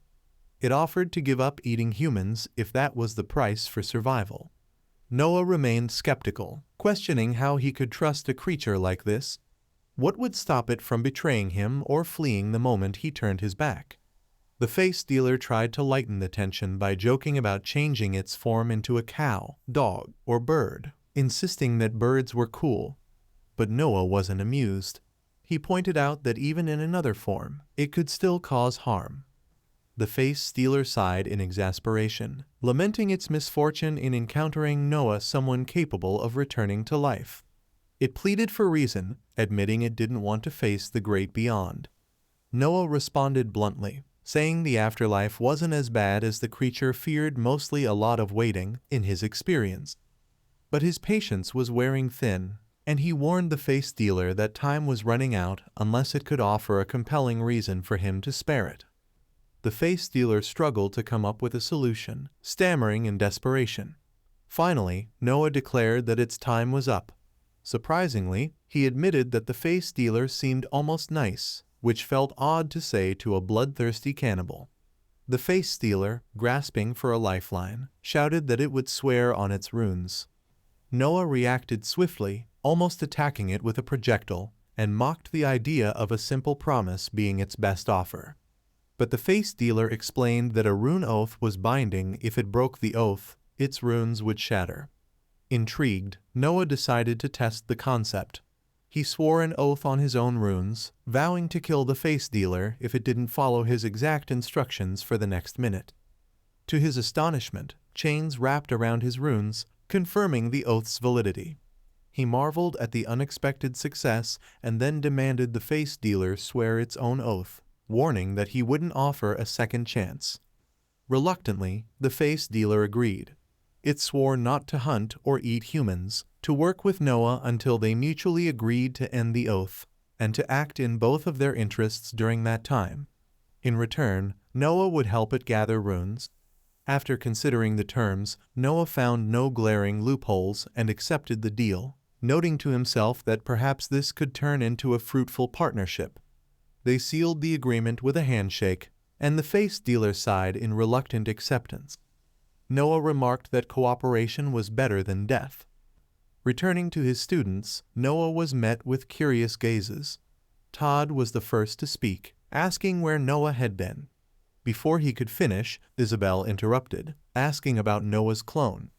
Noah quickly fabricated a story, claiming he had sent the clone to investigate the mutilated Chucker corpse they had discovered earlier. Isabel shared her thoughts on the matter, suggesting the corpse had been killed by a human. Todd, however, wondered if it might have been another monkey. Noah deflected the discussion, urging them to prepare, as their time in the forest was almost up. Isabel noticed his tone and asked why he sounded worried. Noah admitted that he suspected trouble awaited them upon their return, referencing an unresolved issue involving Edward. The scene shifted to Edward and Professor Allen, who were waiting at the transport tower. Edward was growing impatient, eager to see Noah and watch Allen make him beg for forgiveness. Allen, however, remained calm, assuring Edward that they would arrive soon. He mentioned the transport tower operator's confirmation and turned to address Magus Moxie, reinforcing his confidence. Despite the doubts, he resolved to teach his students no matter the circumstances. Moxie pressed on, warning him that Isabel and Todd would face sabotage and wouldn't be allowed to pass. Noah dismissed her concerns, claiming he had already considered the possibility. When she asked how he knew, he nonchalantly admitted that Edward seemed like the type to orchestrate such schemes. Moxie questioned whether he could stop the sabotage, and Noah, ever confident, pointed out that his students were rank 1, making them likely to be underestimated, just as he was. Noah exhaled and straightened up, brushing off the tension from their conversation. He needed to get ready. He acknowledged Moxie's unexpected concern, appreciating the warning, especially considering her apparent dislike for him. Moxie, however, corrected him. She didn't hate him because he wasn't Vermil. In fact, she might even be willing to help him, if only he would admit the truth. Noah hesitated, her words lingering in his mind. He considered them carefully before deciding on a different approach. Instead of answering directly, he posed a question. He asked Moxie to picture a ship.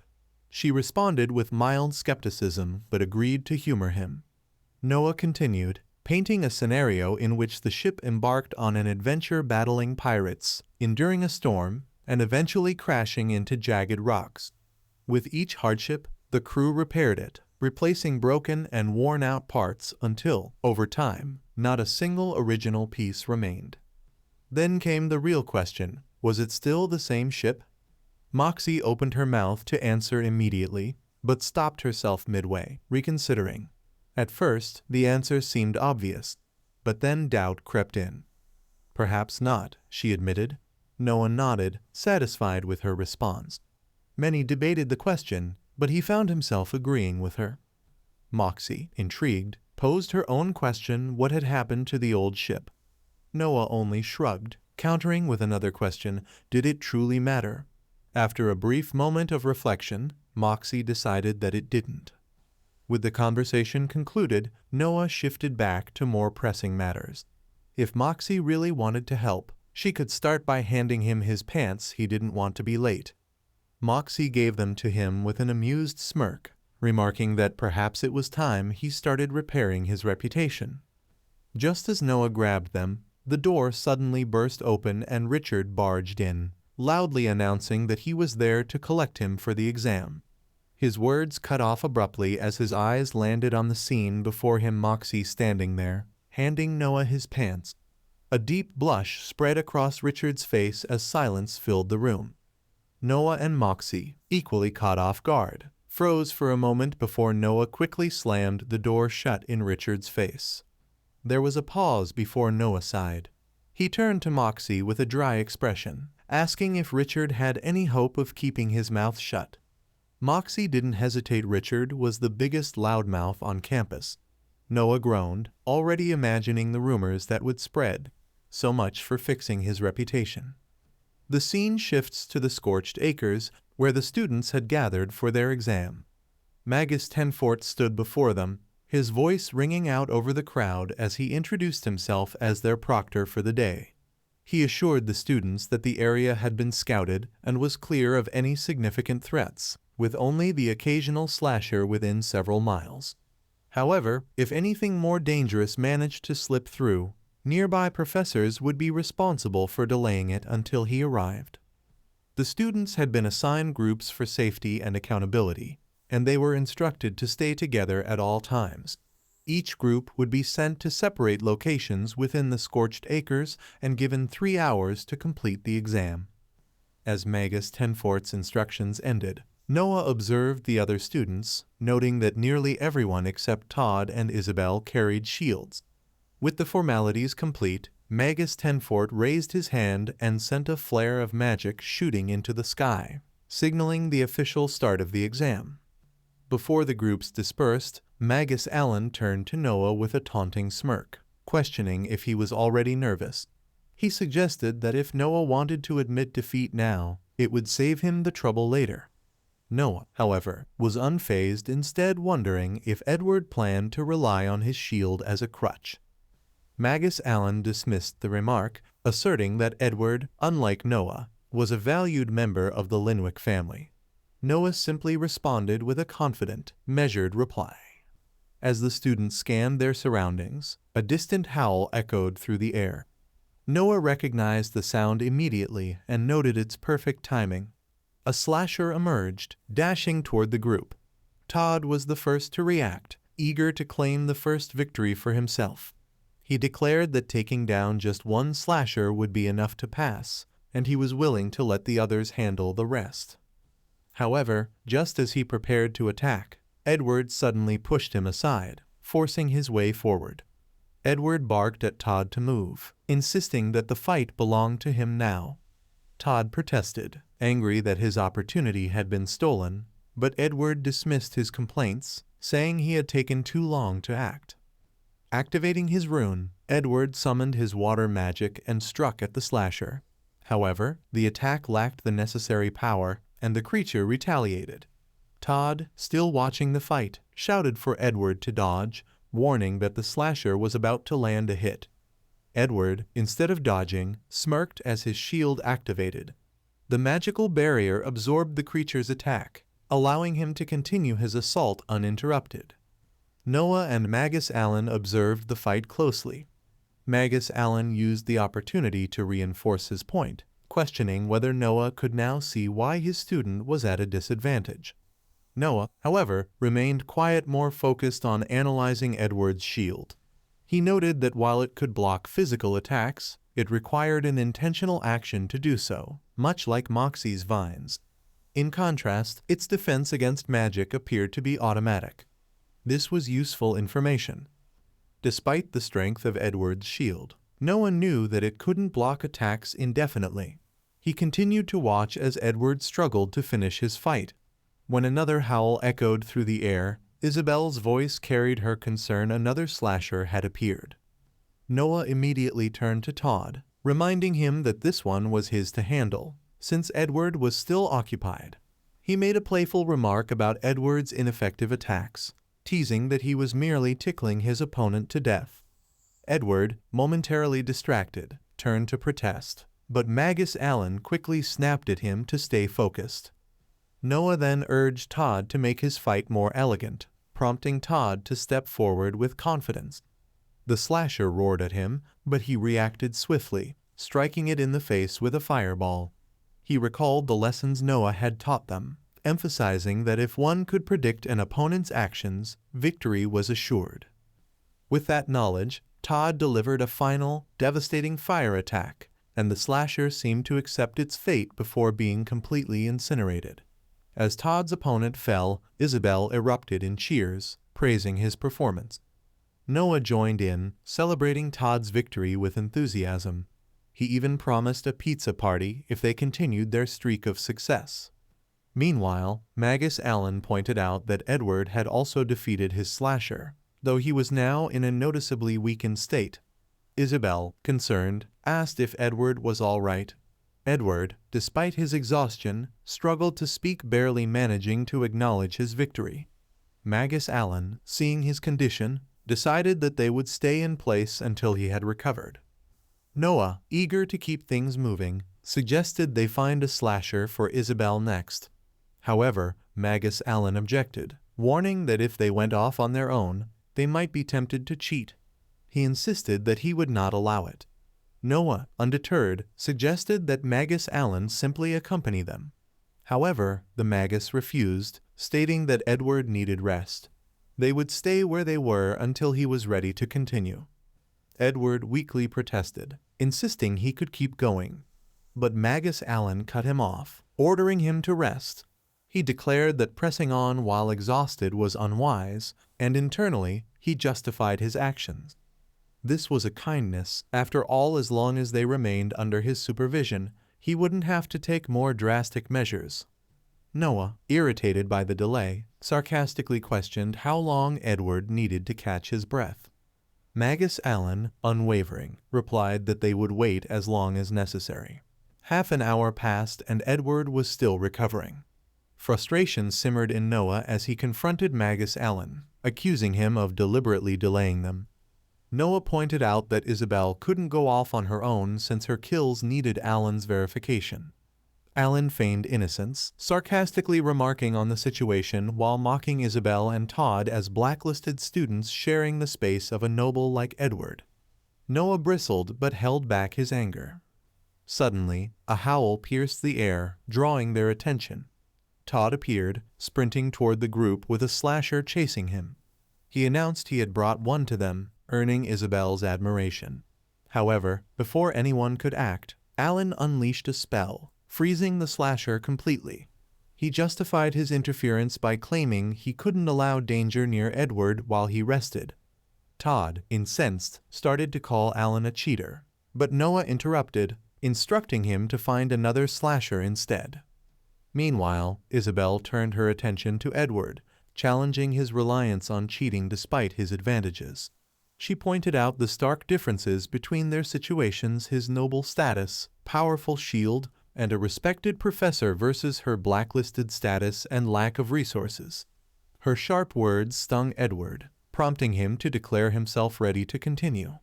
Though Alan agreed reluctantly, his irritation was evident. Noah discreetly advised Isabel to let Edward wear himself out against the slasher, and then claim the final blow. As Edward prepared to attack, Alan coached him to use wide attacks to hinder Isabel. Before they could enact their plan, Todd returned with another slasher, shouting for them to act quickly. Todd inadvertently disrupted Alan's strategy. Isabel and Edward both prepared to attack the slasher, their focus locked on the creature. Edward, still seething, muttered that this was his retribution for being called pathetic. As he unleashed his water magic, the attack was not aimed at the slasher, but at Isabel instead. Noah's mind raced as he realized what was happening. Panic surged through him as he assessed the situation. He wouldn't reach her in time. There was nothing he could do. Just as the attack closed in on Isabel, Lee dashed forward with incredible speed, grabbing her and pulling her away from its path. In the same fluid motion, Lee struck the slasher down, hurling both Isabel and the creature in the same direction. Isabel, still processing what had just happened, tried to make sense of it. For a moment, she questioned it. What had that been? But she quickly shook off the thought, composed herself, and claimed the kill as hers. Noah's mind raced as the realization hit him: Edward had aimed for Isabel. His heart pounded in his chest. Lee had made it in time, but the very idea that Edward had attempted such a thing was infuriating. He owed Lee more than he had expected. Meanwhile, Edward scowled, frustrated by his own miscalculation. He needed to practice his aim. Noah's anger flared, his body tensing as he prepared to attack Edward. But before he could act, Magus Allen stepped between them, blocking him. Allen immediately dismissed the accusation, claiming it wasn't Edward's fault and that Noah's idiot student shouldn't have jumped in front of the attack. Noah wasn't convinced. His voice was sharp, unwavering. Edward had done it on purpose. Allen, however, remained composed, warning Noah to watch his words. Regardless of his rank, he was being intentionally inflammatory. Allen then demanded an apology. Noah scoffed at the idea, his fury not yet quelled. He asked if Allen really wanted to see an apology. Before Allen could respond with another condescending remark, Noah's fist connected with his face, sending the Magus flying. Feigning innocence, Noah casually remarked that there had been a mosquito one big enough to land right on Allen's nose. He couldn't be blamed for dealing with such a nuisance, could he?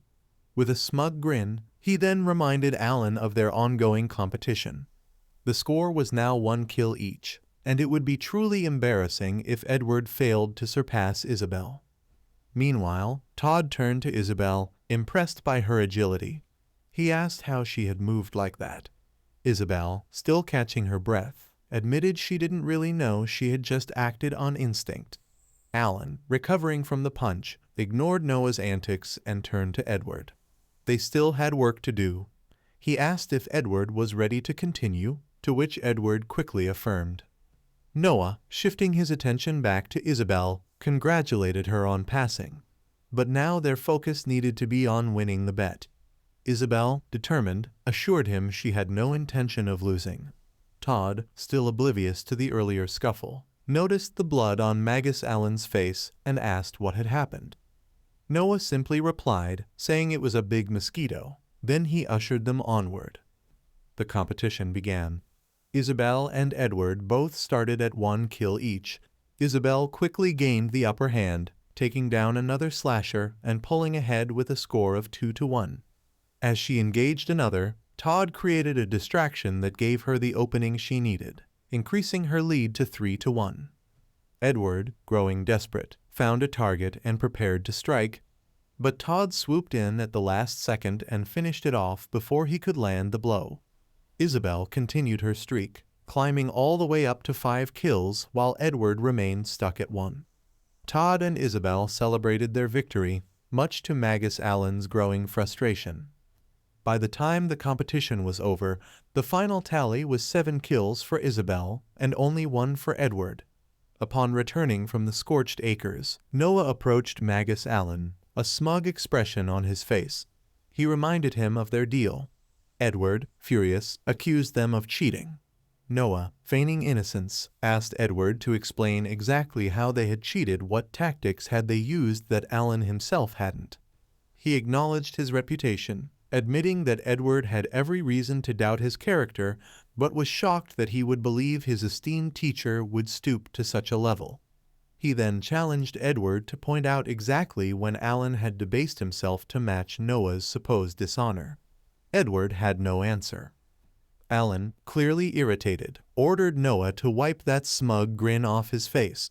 He admitted that Edward was mistaken, but warned Noah that his small victory wouldn't carry forward. When it came time for their students to advance to the next rank, all of Noah's efforts would have been in vain. Despite his frustration, Allen upheld his end of the deal and handed over his grimoire. Noah, however, was not satisfied. He addressed Allen directly, demanding that he use his students' names. Allen sneered, dismissing them both as blacklisted trash. No rune would be enough to fix their worthless foundations or lack of talent. Isabel, unfazed, smiled and thanked him sarcastically for his kindness. Allen impatiently instructed them to tear out the page they wanted, unwilling to stand around while they learned from it. Isabel flipped through the grimoire, her eyes scanning the pages before she found what she was looking for. She carefully tore the page out. Allen snatched the grimoire away, issuing a final warning this would be the last good rune they would ever receive. With that, he turned on his heel, calling Edward to follow. Edward hesitated for a moment before quickly obeying. As they left, Todd cheered in excitement, still riding the high of their victory. He couldn't believe it, they had actually won the bet. Isabel, still in disbelief, echoed his excitement. Noah, proud of both of them, congratulated them for their efforts. He promised a party in their next class to celebrate. Until then, they were dismissed. Before they left, Noah turned to Isabel, his curiosity piqued. He asked what rune she had chosen. As they eagerly looked down at the page, anticipation filled the air. Moxie demanded answers from Vermil about Lee. Calmly, he explained that Lee had sworn a rune oath not to harm anyone. Moxie was shocked. How could a face dealer take such an oath? Lee interrupted, dismissing her concerns, but Vermil insisted Moxie deserved an explanation. He argued the oath was just a promise. Moxie corrected him. If Lee died, Vermil's runes would be damaged, possibly fatally. Vermil was stunned. Realizing the risk, he admitted he saw potential in Lee now, not just necessity. Moxie remained skeptical. 2 days later, Vermil addressed his students. Isabel complained about her training outfit, and Vermil teased they were doing something special. He introduced Lee as the assistant professor. The students were doubtful, especially Emily, but Vermil called on Moxie to spar with Lee to prove her capability. Reluctantly, Moxie agreed. The duel would be physical only, no magic. Moxie charged, but Lee dodged and swept her legs, winning instantly. Todd accused her of cheating. Emily remained doubtful until Moxie explained Lee had imbued her body with magic rare at rank 1. Lee explained that body imbuements were risky but powerful. Then, she posed a question, what's the most important trait for a warrior? Todd said strength, Lee said wrong. The answer, flexibility. She demonstrated and started them on painful daily stretching. An hour later, the class was in agony. Lee cheerfully ended the lesson. Emily begrudgingly accepted her as a teacher. Noah praised Lee's teaching, though she compared it to bullying. Noah then asked Moxie for catch paper, determined to master a greater wind rune and defeat the Hell Reaver. Inside his mind space, Noah examined his runes and considered using the Sunder rune. Wondering if it could split a rune instead of destroying it, he tested it on a lesser wind rune. The rune shattered, but he absorbed some of its energy more than usual. He realized lesser runes couldn't be split. But Sunder helped charge his greater wind rune. Now, with 2 greater wind runes, and his soul nearly healed, he was stronger than ever. Outside, Lee met him. He told her he had a personal mission and needed her to run his classes while he was gone. She asked why he was leaving. He didn't answer, but reassured her he wouldn't vanish completely. Lee guessed what he was doing and doubted his success, but wished him luck. Later, Noah arrived at the Scorched Acres via transport cannon. He prepared for battle, forming an ash projectile. Hidden, he launched the attack at the Hell Reaver, which turned and roared just as it struck. Before the Hell Reaver could reach him, Noah stepped forward, meeting its cold glare. He had been expecting this moment, and it was time to put an end to everything. The Hell Reaver responded with chilling certainty. There would be no end until Noah's soul shattered for good. Without hesitation, Noah activated his rune. The Hell Reaver roared in response, readying itself for battle. It unleashed a massive burst of fire, surging toward Noah with devastating force. The impact sent him flying, but he regained his balance, landing on his feet. The Hell Reaver taunted him about the vast difference in their power, but Noah stood his ground. The real difference, he declared, was that he only needed to kill the Hell Reaver once. The Hell Reaver launched another fiery assault, striking Noah directly and disintegrating his body. As his mind drifted back through the past few days of relentless battles and deaths, he charged forward again, determined. He unleashed a sharp gust of wind, forcing the Hell Reaver to react. Internally, Noah strategized, using a wall of ash to block fire and disrupting its footing. He shattered the ground beneath the Hell Reaver with his vibration rune and saw his chance. Summoning the full force of his vibration rune, Noah surged forward, but the Hell Reaver made its move before he could strike.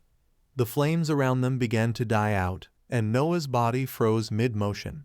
Panic set in as he couldn't breathe, his lungs burning. The Hell Reaver's master rune controlled oxygen, not fire. Noah's body convulsed, and he fell unconscious. Elsewhere, Lee observed the battle. Teasing Noah, she asked how things were going. Noah's frustration was clear as he snapped back, but Lee calmly pointed out that he had been dying non-stop for days. She reminded him that nothing was limitless, especially his resurrection. Noah insisted that he couldn't stop now, that he was close. Lee, concerned, noted that something about him seemed off. She asked how many times he had died. Noah snapped at her, denying there was an issue. Lee smirked, enjoying his persistence but suggesting that he slow down. Her voice became more serious as she warned him about pushing too hard, especially while their runes were bound. Noah agreed he hadn't always made smart decisions, but he couldn't sit idly by. He was certain he could defeat the Hell Reaver this time. Lee raised one last concern. What if the Hell Reaver had another trick up its sleeve? Noah responded that he would die and try again eventually. The Hell Reaver would run out of tricks. Back at his desk, Noah frantically scribbled ideas for a plan to defeat the Hell Reaver. The scene shifted to the Scorched Acres, where Noah soared through the air on his sword, challenging the beast. But the Hell Reaver's massive claw pierced through him, impaling him mid-flight. Back in his room, Noah cursed under his breath, frustrated by his failure. Again, in the Scorched Acres, Noah faced the Hell Reaver, daring it to strike him with fire. Before he could finish his sentence, a boulder knocked him off his sword, sending him crashing to the ground. He returned to his desk, scribbling notes, teetering between determination and madness. Once more, Noah faced the Hell Reaver. This time, he was prepared. But before he could even begin his battle cry, death claimed him again. He understood he was getting closer to victory, but with every attempt, the cost grew heavier. His very essence felt like it was unraveling, but he couldn't stop. Time was running out. Death after death, he kept fighting, each failure etching itself into his soul. Then a thought steadied him. He had one final move, something the Hell Reaver could never expect.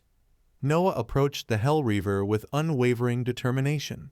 The beast marveled at his persistence, but Noah was resolute. With swift precision, he activated his ash rune, launching an attack at the creature. The Hell Reaver barely flinched, tearing through the assault like it was nothing. Noah felt the weight of exhaustion pressing on him, but he had no choice but to endure. The Hell Reaver stomped the ground, sending shockwaves through the battlefield. Noah leaped back, narrowly avoiding being crushed, then activated his wind rune to propel himself into the air. As he ascended, he realized that his humanity was slipping away, piece by piece, as his soul crumbled. Suspended in the air above the Hell Reaver, he reached deep within, drawing upon the power of his Sunder Master rune. The Hell Reaver roared in defiance, but Noah pressed forward. His finger made contact with the Hell Reaver's skull, and a violent explosion of purple energy erupted, cleaving the beast in half. But before Noah could savor his victory, the Hell Reaver's massive corpse fell, crushing him once more. Darkness enveloped him, but as he lay dying, he realized the battle hadn't been in vain. The energy from his final blow was enough to push him to the next rank. Meanwhile, Lee, who had been watching, could hardly believe what she had just witnessed. Noah had slain the Hell Reaver. But before she could process it, the corpse of the beast began glowing. Panic seized her as the glow intensified, shooting skyward. A golden magic circle appeared in the air. Lee quickly dashed toward Noah's crushed body, grabbing something from him before retreating. Suddenly, two figures stepped out from the portal. The younger of the two scanned the battlefield, shocked by what had transpired. The older man observed carefully, noting the remains of the Hell Reaver. If it were true that someone had killed it, then Arbit was under attack. Noah, reflecting on the aftermath of the battle, is interrupted by an older man who points out that the one who stole the Master Rune wasn't alone. Noah becomes frustrated, realizing someone else had stolen the rune before their arrival. He storms off through a portal, leaving the Elder behind, who uses magic to lift the Hell Reaver's massive corpse and ponders the possibility of an infiltration. He considers the attack an act of war. Noah is transported back and berates himself for not anticipating the Hell Reaver's defense. Lee reveals that the body was burned beyond recognition, but Noah's name tag was retrieved. She hints at a group involvement in the Hell Reaver's death. Noah checks his runes and finds a second Master Rune, excited by the discovery. Testing the rune doesn't yield the expected result. Noah unintentionally renders the oxygen inert, almost suffocating himself. Lee, amused, warns him that the Hell Reaver might have held its breath during the fight. Suddenly, there's a knock at the door. Braden arrives, acting on official business, but suspicious of Lee, whom Noah introduces as a teacher. Braden warns Noah not to trust Moxie, then leaves. Moxie and Noah exchange tense words before Noah admits to killing the Hell Reaver. Moxie provides him with a book on their enemies, urging him to be careful. Noah is cautioned not to die before discovering why his family wants him dead. Braden confronts Noah, reminding him of their family's schedule and his failure to meet expectations. He demands reassurance that Noah is still on track.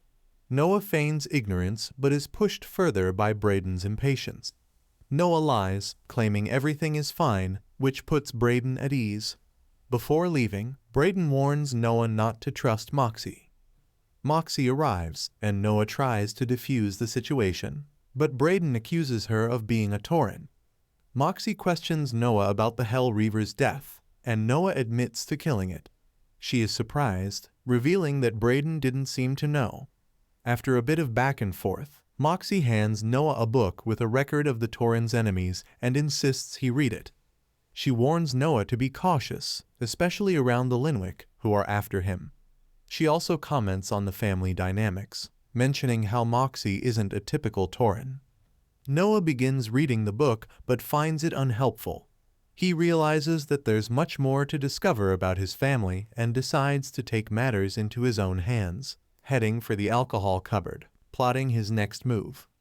The scene shifts to Noah and Braden raising their glasses in a toast.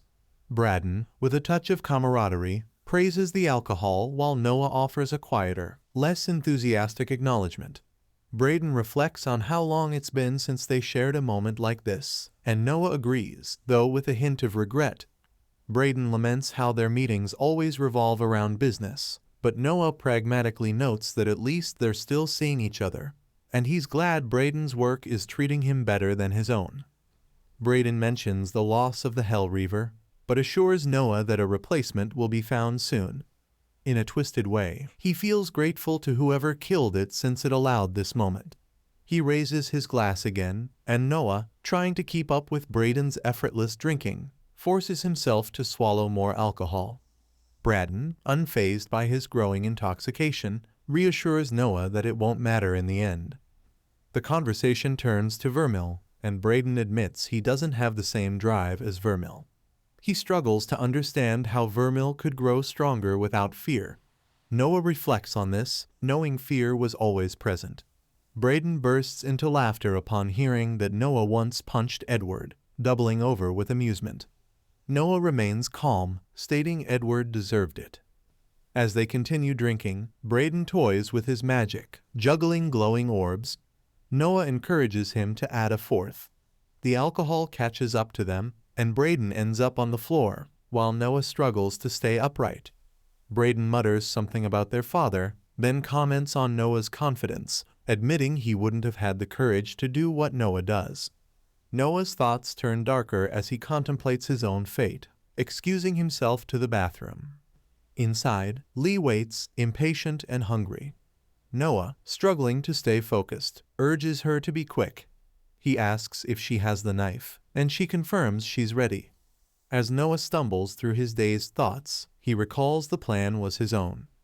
Lee reminds him it was his idea, and he reluctantly agrees to proceed before he can rethink it. He stabs himself, and moments later, he emerges revived, though disoriented. The alcohol is gone, and his mind is clearer. Back at the table, Braden asks if everything's okay, having heard something. Noah reassures him. He shifts the conversation to his own struggles, surprising Braden. Noah explains that he hides his difficulties, and Braden nods in understanding, acknowledging their father wouldn't approve. The conversation turns to family roles, and Noah reflects on how Vermil broke his role to treat Braden kindly, something Braden had never done. As they continue drinking, Braden talks about the inevitable return of Vermil and the pressure their father places on them. Noah asks if their father will care about the delays, and Braden reluctantly admits that everything is about the election. Frustration builds as Braden criticizes their father's obsession, noting that they are all just pawns in the game. Noah listens, absorbing Braden's words. The conversation shifts to Vermil's supposed fate during the summoning. Braden expresses his fear that things could go wrong, and Noah realizes the truth. Vermil was never meant to die but to fake his death. Braden continues rambling, revealing that Vermil's role was more complicated than Noah initially thought. Braden, exhausted, lies down, his voice trailing off. Noah locks on to the word demon, and his mind races with the implications of what he just heard. Noah's mind spins as he tries to make sense of Braden's words. If Vermil had summoned a demon, then perhaps his soul was never meant to die but to be replaced. He wonders if summoning a demon could leave someone open to possession. Lee suddenly appears, pulling Noah from his thoughts. She casually asks about his conversation with Braden, admitting she overheard part of it. Noah notes that it raised more questions than answers and suggests they take a walk. As they walk, Noah confronts Lee, declaring she isn't a face stealer. She admits she isn't, revealing she's actually a demon. Noah is stunned, confused by her motives. She explains that she had been trapped in the scorched acres and that her oath had been to the original owner of Noah's body, not to him. Noah, piecing things together, realizes Lee has been free all along. He presses her on why she stuck around, and she admits it's because she was lonely. She had waited years to exist in the human world and didn't want to be alone anymore. Noah reflects on the implications of her revelation, realizing she's free to act on her own. He asks her why Vermil summoned her, and she corrects him, revealing that Vermil hadn't been summoning her at all, he had been summoning another demon. Noah suggested to Moxie that he join an investigator on a field trip. Moxie questioned his reasoning, and Noah explained that Braden, his brother, would help the school worry less. Moxie still doubted, especially since Vermil might be recognized at the Linwick estate. Noah considered the risk. Stay at the school where a demon might strike, or bring Todd and Isabel to the Linwick. He asked Moxie what would happen if someone learned runes from another noble house. Moxie dismissed it, saying they were probably fakes to create scarcity. If real, the runes could be hard to trace, but not a big issue if kept secret. Noah pressed further, asking if he could report a powerful demon at the school. Moxie said no one would believe him. When Noah asked if she would be believed, she hesitated, and Noah revealed the truth. There was a demon. Moxie was shocked, and Noah elaborated that the Linwick was trying to summon one. He then asked if the Linwick or the demon was more dangerous. Moxie confirmed the Linwick posed the greatest danger to him, but only if he was Vermil. Noah revealed that he was the demon, not Vermil. He shared everything he knew and ran through his plan. Moxie quickly left to prepare, knowing not to tell anyone else. The next morning, Noah met with Todd and Isabel. He admitted he'd been a poor teacher and didn't have a lesson, only needing to explain the situation. Todd thought Noah had gotten an investigator drunk in a murder investigation was badass, while Isabel questioned why Noah didn't make them swear an oath. Todd suggested Noah might expect them to die. Noah explained he didn't want to bind them further, allowing them to walk away if things went wrong. Todd and Isabel agreed to keep quiet, and Noah warned them to carefully consider joining the field trip, as he couldn't guarantee their safety. Isabel reassured him they understood the risks and would meet him at the transport cannon the next morning. Later, Noah sat with Lee in the library. He asked about her rank, and Lee revealed she was rank 3. She explained rank 1s don't last long, either growing strong quickly or dying. Noah shifted the topic, asking about the imbuement training. Lee mentioned Todd had a natural talent for imbuing, which surprised Noah. He recalled Todd imbuing his eyes to use his heat rune and asked Lee if that was why. Lee explained imbuing a body part enhances its function. Noah was intrigued, questioning why Todd was so skilled at it. Lee didn't know but didn't care enough to ask more. Noah turned his attention to the books, particularly rank 2 runes. He wondered about the naming conventions and joked about how long a rank 5 rune might be. Lee noticed his amusement but didn't comment. Noah pondered how combining unique runes could lead to new combinations and wondered if he could store filled runes for later use. He asked Lee how much of a rune could be imbued, and she warned against over-imbuing, as it could lead to soul damage. Noah wondered how much damage that could cause, and Lee explained it depended on how tied the rune was to the user. Suspicious, she asked why Noah was so interested. Noah formulated a plan to gather and store perfect rune combinations using Sunder, giving him a significant advantage. Lee snapped him out of his thoughts when she noticed him drooling. Embarrassed, Noah admitted he was just excited, and Lee asked why. Noah revealed he wanted more energy for his runes, planning to reach rank 2. A man pulled a cart when Lee appeared, yanking him up and stuffing him in a sack.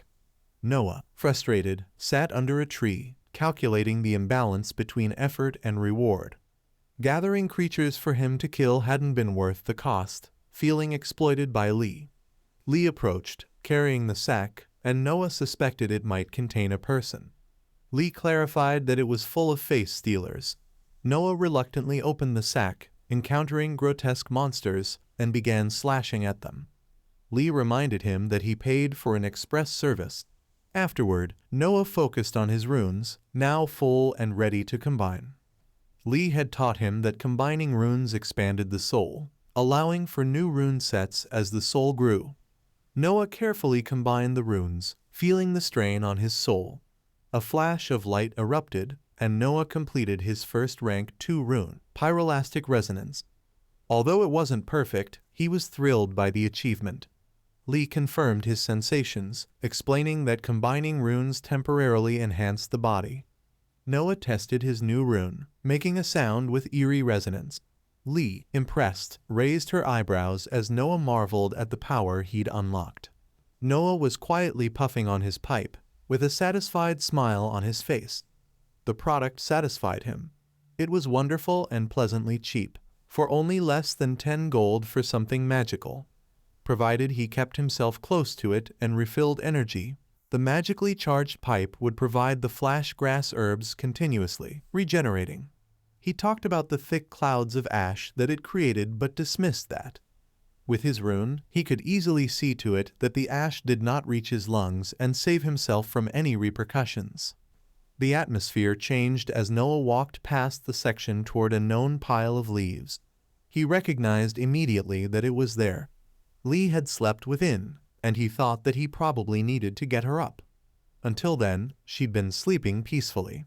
But before he could think about it, Moxie suddenly stood before him, her expression contorted with fear. She screamed for him loudly, panicked and out of breath. She'd been searching all over for him. Noah, surprised, asked where she was, in a bid to answer that she was searching for him. He wasn't in his bedroom, he told. He had left because Braden's snoring was intolerable. Moxie said she could tell Braden had even slept through her break-in attempt, but that didn't matter anymore. She'd discovered something. She said he was in trouble. Lee wasn't a face stealer. Noah opened his mouth to answer, but Moxie continued.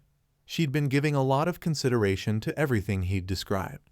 She'd spent hours researching face stealers. She'd thought at first that Lee could be an unusually strong one, or even a new type of face stealer altogether, given how little was known of them. But then they'd spoken, and something had clicked. The demon he'd talked about wasn't concealed. It was before them. It was Lee. Her words left Noah stunned. He'd paused before inquiring if that wasn't so terrible a thing. Moxie was outraged. Of course it was. Face stealers were hunger-motivated, but demons were another matter. Very little was known of them, except that they were awful, dangerous. She could envision a face stealer might be wheedled into acting sensibly, but not a demon. If Lee was actually one, she must have simply been waiting for the perfect opportunity. Noah couldn't be sure. To him, Lee wouldn't act this way. He recalled to Moxie that she spent considerable time with Lee as well. She knew Lee's type, but Moxie told him to reconsider. Demons were some of the most dreaded monsters found since the Long Night. All of one branch of mages, the Inquisitors, had been formed specifically in order to see to it that demons wouldn't destroy the world. Demons literally came into this world born with runes that would only grow more powerful by causing pain. This finding surprised Noah. He hadn't realized that runes could be powered by anything other than regular energy. Moxie started explaining to him, but then became frustrated immediately. Now wasn't the time for a lesson. She just wanted to know where Lee was. She couldn't be trusted. As Noah tried to make sense of it all, a new thought crept into his mind. Could Lee actually be the demon Vermil had attempted to call? She had explained to him she slipped through by mistake, but there was no way of knowing for certain if Moxie was correct. No, he dismissed the thought. He didn't think so. Lee wasn't lying. Her fears were not unfounded, but he would not let himself see Lee as a threat. He informed Moxie that she was mistaken. Lee was no plotting monster. She had herself said that little was known of demons, so how could she presume to know what Lee really was? Moxie just parroted it. Lee was a demon, and Noah just as strongly reminded her that he was Vermil. That pushed Moxie over the edge. She lost it, reminding him that this was not just about his life. It was also about the lives of the students. But Noah did not view it as a risk. He believed in Lee, and even if he had been mistaken, it would only mean. Moxie cut in sharply, asking if it would only mean death. Noah did not deny it. Quietly, he agreed she was right. Still, he implored her to hold back. This was serious, but had she even attempted to speak to Lee before leaping to conclusions? Moxie set her face hard, changing as she understood something. He already knew. Her magic stirred as she prepared to act. But Noah was calm. He had only discovered the day before. He begged her, just speak to Lee. Give her a chance. They could not make everything rumor and anger, fear. It had not been equitable to say that they knew nothing regarding demons, and yet demand they all were wicked. Moxie said she was sorry. She did understand that Noah was intent on trusting Lee, but this was beyond them. She had undertaken the task to try and alert him, but if he would not believe her, then she'd do something about it for herself. She had studied demonology. She knew that she comprehended what really happened with them, and she was doing it out of concern for their students as well as out of concern for him.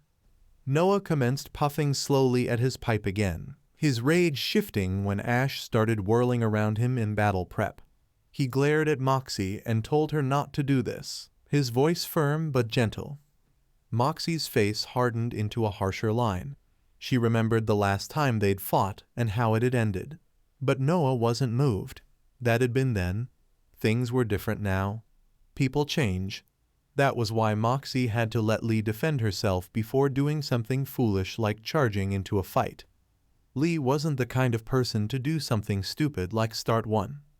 Moxie's tone turned cold. This was his last chance. She'd come hoping to work with him to take the demon to the ground, so no one would ever suspect he'd betrayed the Linwicks. She didn't want to have to fight. But if he was going to get in her way, then she would have to do something. She'd summon the Inquisitors. They'd scour Arbitage until all trace of anything demonic was removed. Noah's voice dropped low as he replied, "That would only happen if she reached them." With that, he drew power from his runes and charged. Startled, Moxie powered up her rune, and thick bushes burst from the ground to shield her from the blow. She screamed at him to leave. She did not need a fight, but Noah was stubborn.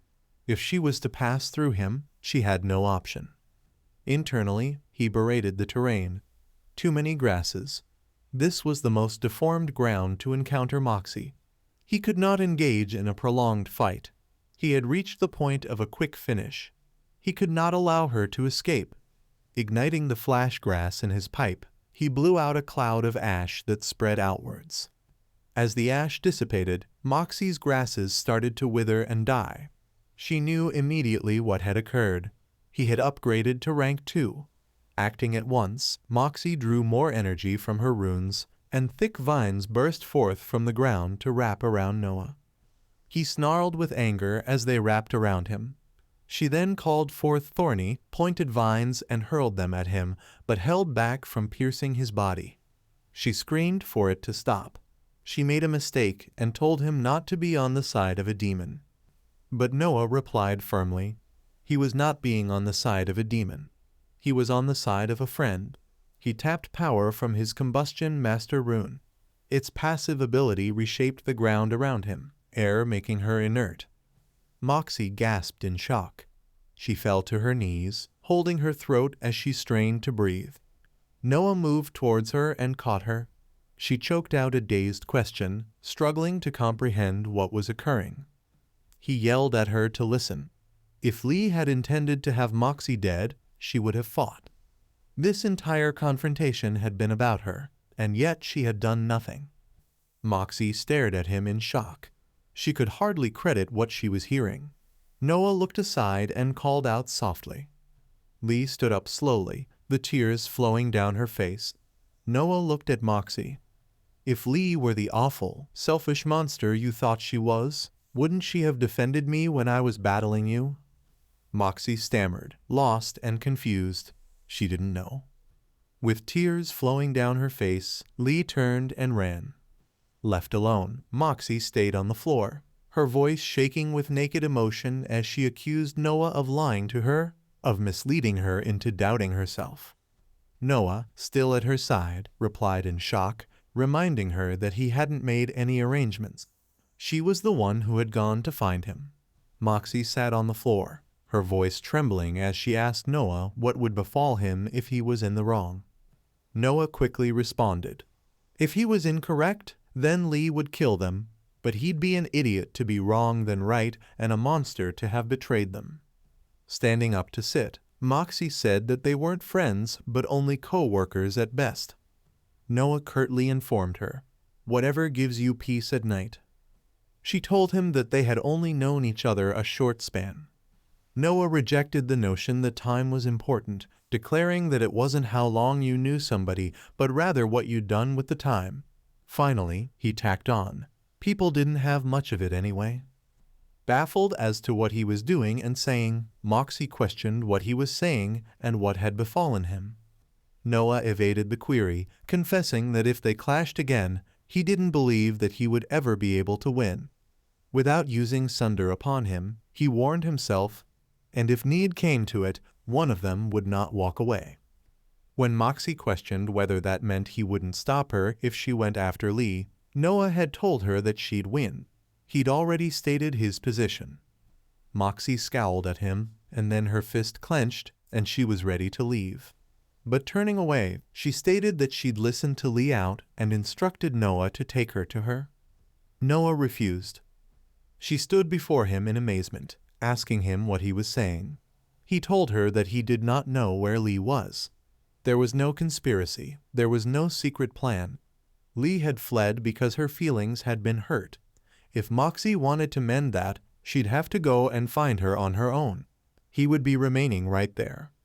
When Moxie asked what he'd be doing, Noah explained that he'd be waiting to see if she was an idiot or not. Annoyed, Moxie told him how infuriating he was before finally stalking off, hiding behind a tree nearby. Lee wiped at her face, silently sniffling. She'd been listening the whole time. As Moxie disappeared from sight, Lee stepped out and sat beside Noah, whispering that Moxie didn't like her. She said that was how people were supposed to act around demons. Noah reassured her that Moxie was just afraid. She was trying to defend her student and wasn't thinking reasonably, but Lee was questioning whether or not even that made any difference. Moxie was still going to attempt to kill her. She told her she should get out of there, and if Noah were intelligent, he should do the same too. Noah laid out that what he'd spoken to Moxie about was likewise the case with him. He cautioned her they'd already decided that he was a fool, but if she actually desired to know the truth for a fact, she could not simply stand where she did. Moxie had come seeking her out. Lee queried what made this a difference. Noah told her that it made no difference. The decision was hers. She had to define her own destiny. If she chose not to chat with Moxie, that was her choice. The reasonable thing to do would be to go and risk nothing at all. But she might always be silly. He had to confess that he preferred that option. By the time he knew it, Lee was gone. The action had changed, and Moxie then stood on the opposite side of a small river from Lee. The two of them stood staring at each other in silence, with awkward smiles on their faces. Slowly, with undisguised reluctance, Moxie placed a foot on the bridge and crossed to the opposite side. She crossed over to the bench that Lee was on and sat beside her in silence. A tense silence existed between them until Moxie eventually destroyed it, her voice shaking as she asked how she was supposed to know. Lee, confused, asked what she meant. If she meant that she knew that Lee wasn't going to kill everyone. Moxie conceded that she did. Lee then asked how she was supposed to prove something like that, but Moxie was unable to answer. Curious now, Lee asked how long it took to be friends with someone. Moxie was taken aback by the question and said she didn't know. There wasn't a timer on it, it just happened. Lee then asked if Moxie would ever hurt her friends, but Moxie replied that she didn't have any. She wasn't able to yet afford to be having friends. That response stunned Lee, and she questioned whether friends needed to be purchased. Moxie replied that they did not, but that friends were individuals that you defended, and she wasn't strong enough to defend anyone. She questioned why Lee was asking so many questions. Moxie responded skeptically, wondering if demons even had the ability to have friends. She believed that demons were only interested in pain and control. But Lee did say that she didn't know. She had never had friends before. On the cursed plains, no one loved anyone else. However, caring for others and teaching others began to feel right to her. Moxie wrestled within herself. She battled with what she was feeling. She couldn't let herself feel sympathy for a demon. She thought about everything she'd learned about demons and how they were deceivers. She thought, it has to be a trick. But then the idea crept into her mind, what if it wasn't? Lee started ranting about how angry she was with the remark that humans killed anything they did not like. She did not condemn them, but still, it enraged her to see them be so holier than thou when in their hearts they were all the same. Of all animals, Lee proved that she was the one who had not done what people thought of her nature. Moxie did exactly what other demons thought humans would do. Vermil alone did not, and that was just because. Moxie cut it short, ending her idea by telling him he was an idiot. She consented that if they were all like Vermil, the world would perhaps be a better place. But really, they'd all just get killed. Vermil was not tough enough to behave in such a manner. Mercy needed hardness, and she didn't know what to do any longer. She could not trust Lee, and Lee could not trust her. But Lee put it into words for her reasonably, that she never told her that she didn't trust Moxie. Perplexed, Moxie wanted to know where she was heading. Lee said to her that Moxie had appeared alone. That certainly indicated she trusted her, at least to some extent. Moxie stuttered that she didn't believe Lee would attack her. Lee asked why not. Moxie had no answer. Lee again demanded, "Was it because you still want to be friends?" Moxie parroted back that she did not have friends. Lee asked her why. Then, with her voice thick with suppressed anger, she asked if Moxie wanted to be a demon because she was sounding like one. She asked what was wrong with trusting other people. Wasn't it better to be betrayed than to be alone? Moxie snapped coldly that those were the words of someone who had never been betrayed. She examined Lee, her voice trembling as she questioned Lee whether she truly believed they were friends. Lee nodded.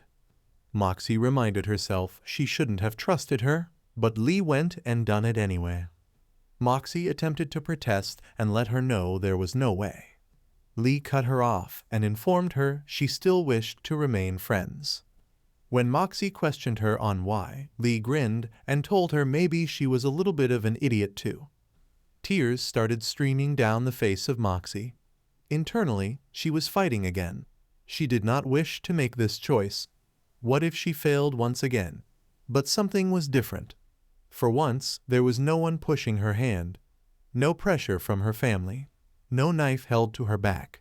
This was something she got to choose for herself. She knew she did not want to keep living the way she had been. She apologized to Lee and admitted she might have misjudged. Lee asked if that meant they could be friends. Moxie flipped the question back. Wasn't that what Lee had been wanting? Lee admitted it was, but she hadn't expected Moxie to agree. With a hint of embarrassment, Moxie asked if that was all, if they were friends now. She blushed and said she'd never done this prior to. Lee had said she hadn't but thought it counted. They were making their way back over the bridge side by side when Lee made a joke about going back prior to Vermil's thoughts of if they were killing each other. Moxie thought it probably was a good notion too.